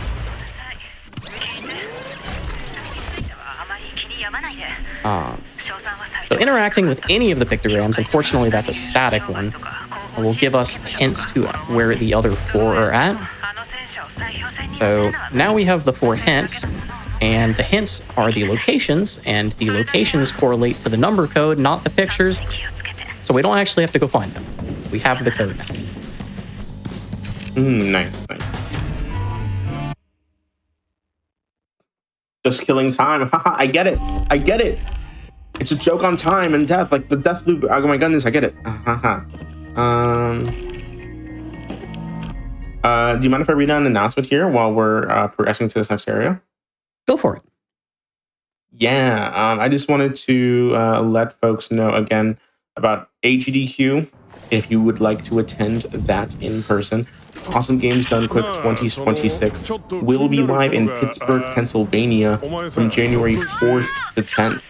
Registration is currently open, so be sure to register if you want to experience the event in person. Visit gdq.gg for more info. Our schedule just came out today. It's an amazing schedule. Much love over to all the folks that make our mainline events happen. And I could not recommend an in-person GDQ experience enough. I've been going for a few events now, and it's absolutely amazing. I'll be there at GDQ 2026. If you're a fan of the show, I'd love to see you there. And of course, we have so much other stuff, a lot of other stuff going on at GDQ. So please make sure you get registered if you plan on attending. Back to the run. Alrighty, so That door that we went to and grabbed that piece of paper, that's the second of the 3 rat codes. That door is also part of the generator's quest line. So if we hadn't powered up all the generators, or if they blew up, that door wouldn't be able to be opened. Now we're going to be going to Evening Carl's Bay to get the very last of the rack codes. And this is actually also where we're going to see the very last other Colt. Yeah, that's cool. He has the last code, but he also doesn't know the other 2. So he's going to give us the code that he does have while he goes look for the other 2. And if I'm quick enough here, 2 turrets typically spawn, but if you are quick enough, they don't spawn. That's good. We get to keep a little bit of our HP. And I'm going to fall down here. If I were to land up on these railings, I wouldn't have taken any fall damage, but it's not a big deal if I do. Head back here. Open up the last of the generator doors while that one was flipped down too. Okay. Occasionally, some of these levers will like persist between playthroughs. I don't know why. I've seen it happen before in extremely rare circumstances, but having it happen twice in one run, I've never seen that happen before. If you had a nickel for every time that happened this run, you'd have 2 nickels. I would have 2 nickels. I'd like those 2 nickels. It's not a lot, but it's weird that it happened twice. It's very weird that it happened twice. All right, so we have this small little cutscene with Colt. Again, he's just going to give us the last of the rat codes, which is actually from the little audio log he's holding. I'll have to throw it on the ground. And he's mentioning everything about the Aeon program. I didn't go in too much detail into the story, but that's kind of like the overarching bad faction, I guess you can say. Realistically, it's just Juliana. Just Juliana. Oh yeah, the story does have lore. I really forgot about that. Yeah, it does. It's one of those games where you have to kind of read a lot outside of like these small little micro cutscenes. Okay, that was weird. My W key did not work. All right. But now that we have all of the information that we need, and because it's quicker to just use up all of our lives, we are going to re-loop back. And we are now actually in the final loop of the game, and this is where we're going to be killing all of the visionaries. And to start off with, we're going to be going to Morning Carl's Bay. And we're going to be finally finishing the fireworks quest line by tripwiring them, essentially, to blow up during a party in Updom later on. And then we're also going to kill Harriet, who's technically the first visionary you're supposed to kill in a casual playthrough. Like, the game is really centered around you killing Harriet first and learning what her powers are. We're going to do that in a very unorthodox way. We're not going to do that in the normal way, but... Just kicking him off the cliff. Yeah, sometimes... they missed leg day. That's what happened. Nothing's better than kicking a character and then just turning into ragdoll physics off of a cliff. It's always good. It cracks me up every time. And that's only to just prevent them from kind of detecting us and shooting us. There's really not any other reason. You don't actually have to do it at all. I just do it for safety, and it is a little bit slower. Right here, I'm going to shoot twice through this window. And that's going to force Harriet to come up on top of these stairs, which I can very quickly kill her. And interesting little fact about that, we are playing an older patch of the game where that is unpatched. I believe the patch after this one, if I'm not mistaken, Arcane did fix that, and they put like this little like sheet of metal over those windows. But we kind of asked them, we were like, hey, we kind of think this is cool. And they were like, you know what? Yeah, it is pretty cool. So they unpatched the patched thing. Unfortunately, at some point, it got repatched in the same way. So if you do have the game and you do want to learn the run, and for example, if you're playing on the Epic Store, you do actually have to go run through the hangar to kill Harriet, but that is the only version difference, and that is the only reason we play on this version of the patch. Noon Complex. All right. So this is where we're going to be inputting that very amazing code that I always forget into a little terminal. Do you need a reminder? Yeah, sure. B796. B796. All right. So all of the enemies in this level spawn randomly. And in addition to that code being random, you can have some very good luck or you can have some very, very bad luck. Also, I forgot about that. That was a volume warning, my bad. That's another one of those two instances where the game doesn't respect your audio settings. Oh, there we go. just one more time. Just trying to craft through the screen. It's like, oh, yeah, come on, we got it. Fortunately, we got really bad luck here. Are they okay? Are they good? They might be. Oh, this is actually really, really bad luck. They'll wake up. Where'd my turret go? There it is. All right. So we need a nullifier here to suppress. What was it again? I don't remember. B796. B796. 796. There we go. We did it. There we go. Perfect. So yeah, these enemies spawn very randomly. In addition to that password being random, you can have very good luck, very bad luck. In a practice run earlier, I had E000, and the enemies did not spawn. And I thought to myself, man, why can't I get that in my actual real runs that I'm recording? Unfortunate. All right, so we're going to be heading into Afternoon Fristad now. This is where we're actually going to kill the lovers. From the pictograms, again, that we grabbed earlier.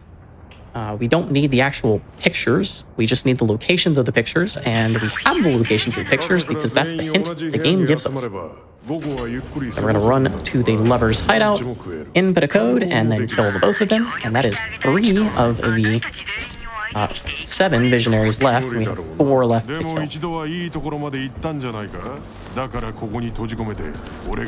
Run over here.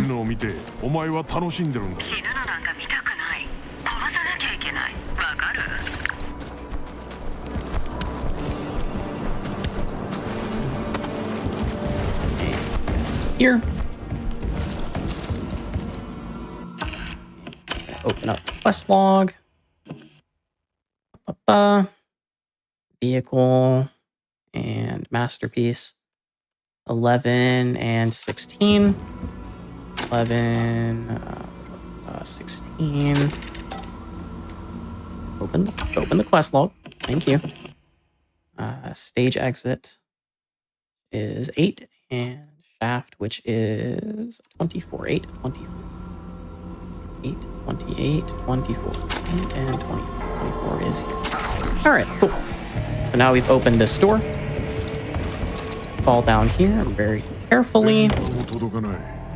Don't want to die. Slide under here, grab this pipe. There we go. And if you played Dishonored, you'll know what this is. We now have Blink for a sum total of 1.5 levels. Why the half? Why the half? Just like we got it halfway through this level, pretty much. We're kind of did everything that we need to do here. We just kind of have to leave, and then we're only going to use it, I think, in total maybe 10 times. We open. There we go. Yeah, total 10 times maybe in the next level, and that's really about it. Which is unfortunate that we don't get it early. I know. I wish we'd have gotten shift earlier. It's also called shift in this game. They didn't call it blink. I call it blink because I speedrun Dishonored 2 as well. But this is actually the second to last level in the run. This is where we're going to be killing Alexis, Igor, Wenji, and Frank will die from his fireworks explosion that we set up in Morning Carl's Bay when we killed Harriet earlier on in this loop. Alexis can spawn in 2 different locations, a very good spot, which that would be awesome, or a very bad spot, which would be very not awesome. So let's hope for the very awesome spot. I like that idea. Alright. A little interesting tidbit about shift is you can't use it while you're in the air. It's kind of finicky. So right there, it used up a little bit of my power, but it also didn't let me cast it, even though it used up some of those powers. I don't know, it's weird. It just happens.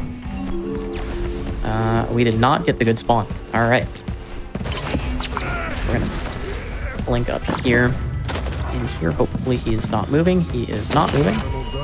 Oh, this is like really bad.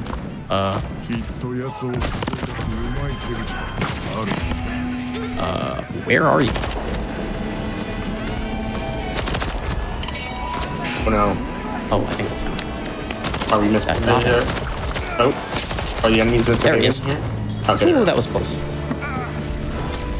I have not seen him spawn like that in a very, very long time. And of course it would happen here. Where is Igor? He should be up here.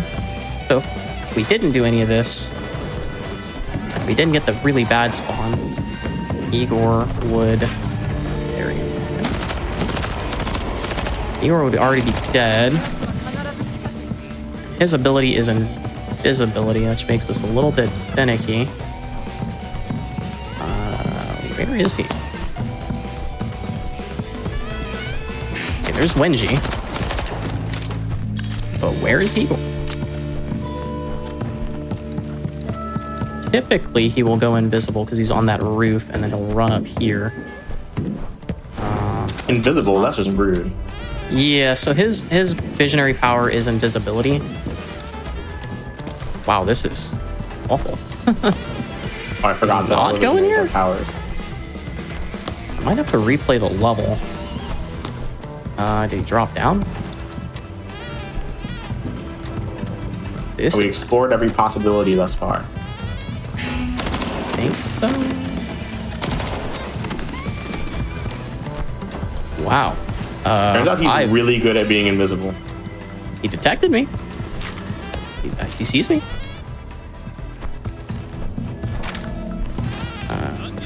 Okay. We're gonna have to Alt F4 here. Unfortunately, we got a spawn I've never seen. That's awesome.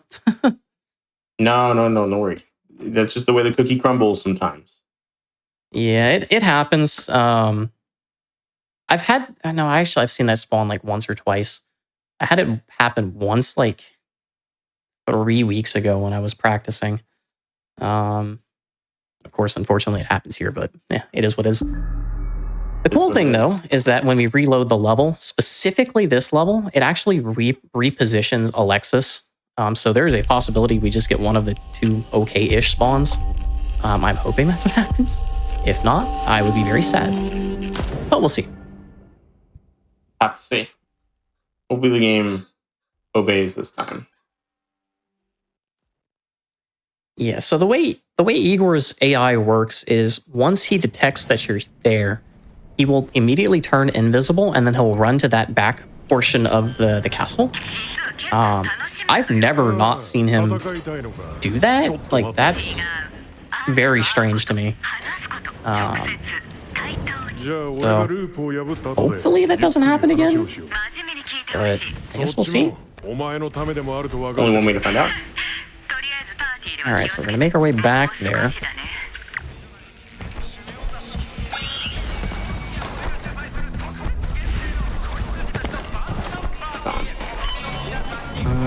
Well, while we're here, while we're getting back to there, If you don't mind, I'd like to read out like just one last announcement here for the folks at home. Absolutely. Yeah, I just wanted to again shout out once more the Black in a Flash community. The Black in a Flash community is a community that uplifts and connects Black speedrunners of all levels, offering a space to collaborate on speedruns, challenge runs, and randomizers while celebrating Black voices in the speedrunning scene. Learn more or apply to join at gdq.gg/PAF and follow at blackinaflash.psky.social for updates on their Blue Sky. Don't miss their upcoming events, speeding through the holidays December 27th through 28th at the end of this year, and Back to Black 2026 on February 5th through 9th, or 5th through 8th, I should say. They are now accepting prizes at gdq.gg/btb26-prizes if you want to submit a prize for that event. Again, the folks over at Black in a Flash, especially with their events, they are absolutely amazing. And so please show all the love and support that you can for the folks over there at Black in a Flash. The work that they do is unparalleled. With that being said, back to the run. Alrighty, so unfortunately we got the really bad spawn again. Really? Yes, twice in a row. That's never happened before. That's actually never happened before. We'll try it one more time. I have a backup save that progresses us past this level. In the event this did happen, because knowing my luck, it's very unlucky, but what it is. Yeah, every speedrunner comes prepared. That's true. Oh yeah, no, I spent a couple hours yesterday getting a save file for every single level just in case I forgot something, because the way this game works is if you forget one thing, everything after it, you just can't progress. Because obviously in speedrunning as a whole, you want to do like shortest path. And not only is this shortest path, but this is shortest path. And if you forget everything in that shortest path, you can't continue that shortest path. Oh no. I need to play this game so badly. It is very fun casually. Very, very, very enjoyed it. Did I get a good It also spawn? just looks like a great speedrun. There we go. We got the good spawn. Let's go. All right, so this is what's supposed to happen. There we go. We target Igor first because he goes invisible. And then we kill Wingy. And all we have left is Frank, but while we're on our way to the final door, the final rack door, he's just gonna die from his fireworks. Just timing works out perfectly. We're gonna run over here. Nice. Come back down here, and again, stand a little bit further back so that the door opens. And if we did everything right, I will open this door, I won't get a cutscene, and I'll be able to leave. And there we go, no cutscene, and we can leave. Finally, the game saw your struggles and was just like, I'll give it to them. I'll give it to them. Game was very mean to me right now. I don't know what it is about specifically this level, but it's just it always goes wrong. Always goes wrong. What is a run without its healthy RNG sections? You know? Yeah. Alright, so we have this little about 40-second cutscene or so, and then time will be coming up very, very soon. If we were playing any percent, we actually would be doing an out-of-bounds skip during this cutscene. So if you want to see that, definitely go check out the any percent run, because it is so convoluted. And I'll be honest, I don't remember how it works. I just remember it being very, very, very confusing. Like during a cutscene? Yes, so we would actually be out of bounds and probably already finished the run now. It's some sort of like cutscene buffer that we do. It's very weird. Interesting. It allows us to skip this entire sequence of Colt falling out of the ship. Is this how we finally break the loop? This is how we break the loop. We've killed our 7 visionaries. The LPP mentions there's 8, so by deductive reasoning, the 8th must be Juliana. So we're gonna go kill Juliana now, but we're gonna do it in a little bit of a weird way. See these doors, they kind of have this tiny little spot that you can see through. Get the angle right. I can get the angle right. There we go. And time.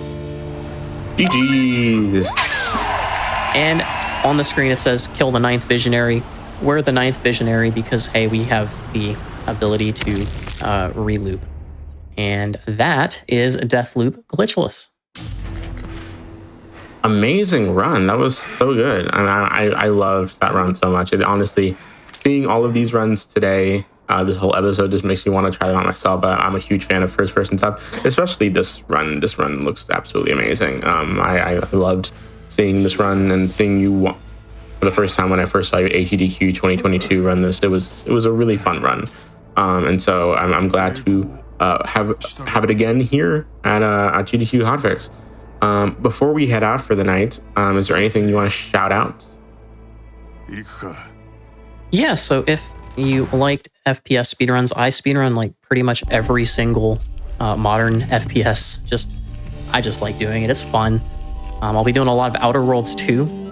But if you like Deathloop in particular, or hey, if you got the game for free on Epic when it was given away a couple times, join the Discord. It's linked on speedrun.com. Ask questions. We're here to help, whether it be any percent, glitchless, or our what is a technically all quest category, which is called all leads. Yeah, check me out on Twitch, both at Twitch and YouTube at Creeper Hunter. And yeah, that's it for me. All right. With that being said, folks, that is all for tonight. Thank you again so much to Creeper Hunter for closing us out with that amazing run. And again, thank you all so much for tuning into this amazing episode. I'm so happy with how it went. I think that y'all really, really showed up and loved it as much as I loved planning it and putting it all together. This was an amazing episode of some of the best shooters and best shooter speedruns that you could have really asked for. Again, thank you to all of the runners who are participating tonight. Again, thank you to Cuber Hunter for that amazing run. Go follow Cuber Hunter, especially if you like the Outer Worlds too. I know I will. And so please go follow everyone that was doing a run tonight. It was just such a great night and a great episode. I hope you all loved it as much as I did. And so with that being said, we will be back again tomorrow. If you missed out on our Hotfix shows tonight, you can stay tuned right now after this intermission for a replay of Perilous Paths, and then of course this exact show if you want just even more first-person shooter action as you close out your night. And of course, tomorrow at 7 p.m. Eastern, you will have random number generation with Skybills and Game Masters with Kiara. And so please tune in for those shows as well. It has a really amazing lineups this week and for all the shows that we have this week, honestly. With that being said, thank you so much to everyone for watching. I've been Ozmourn. This has been the Scenic Route. Tune in on our next episode 2 weeks from now, where we're going to do more horror. It's going to be horror in December because nothing is scarier than the holiday season. Have a good night. I'll see y'all around. Bye.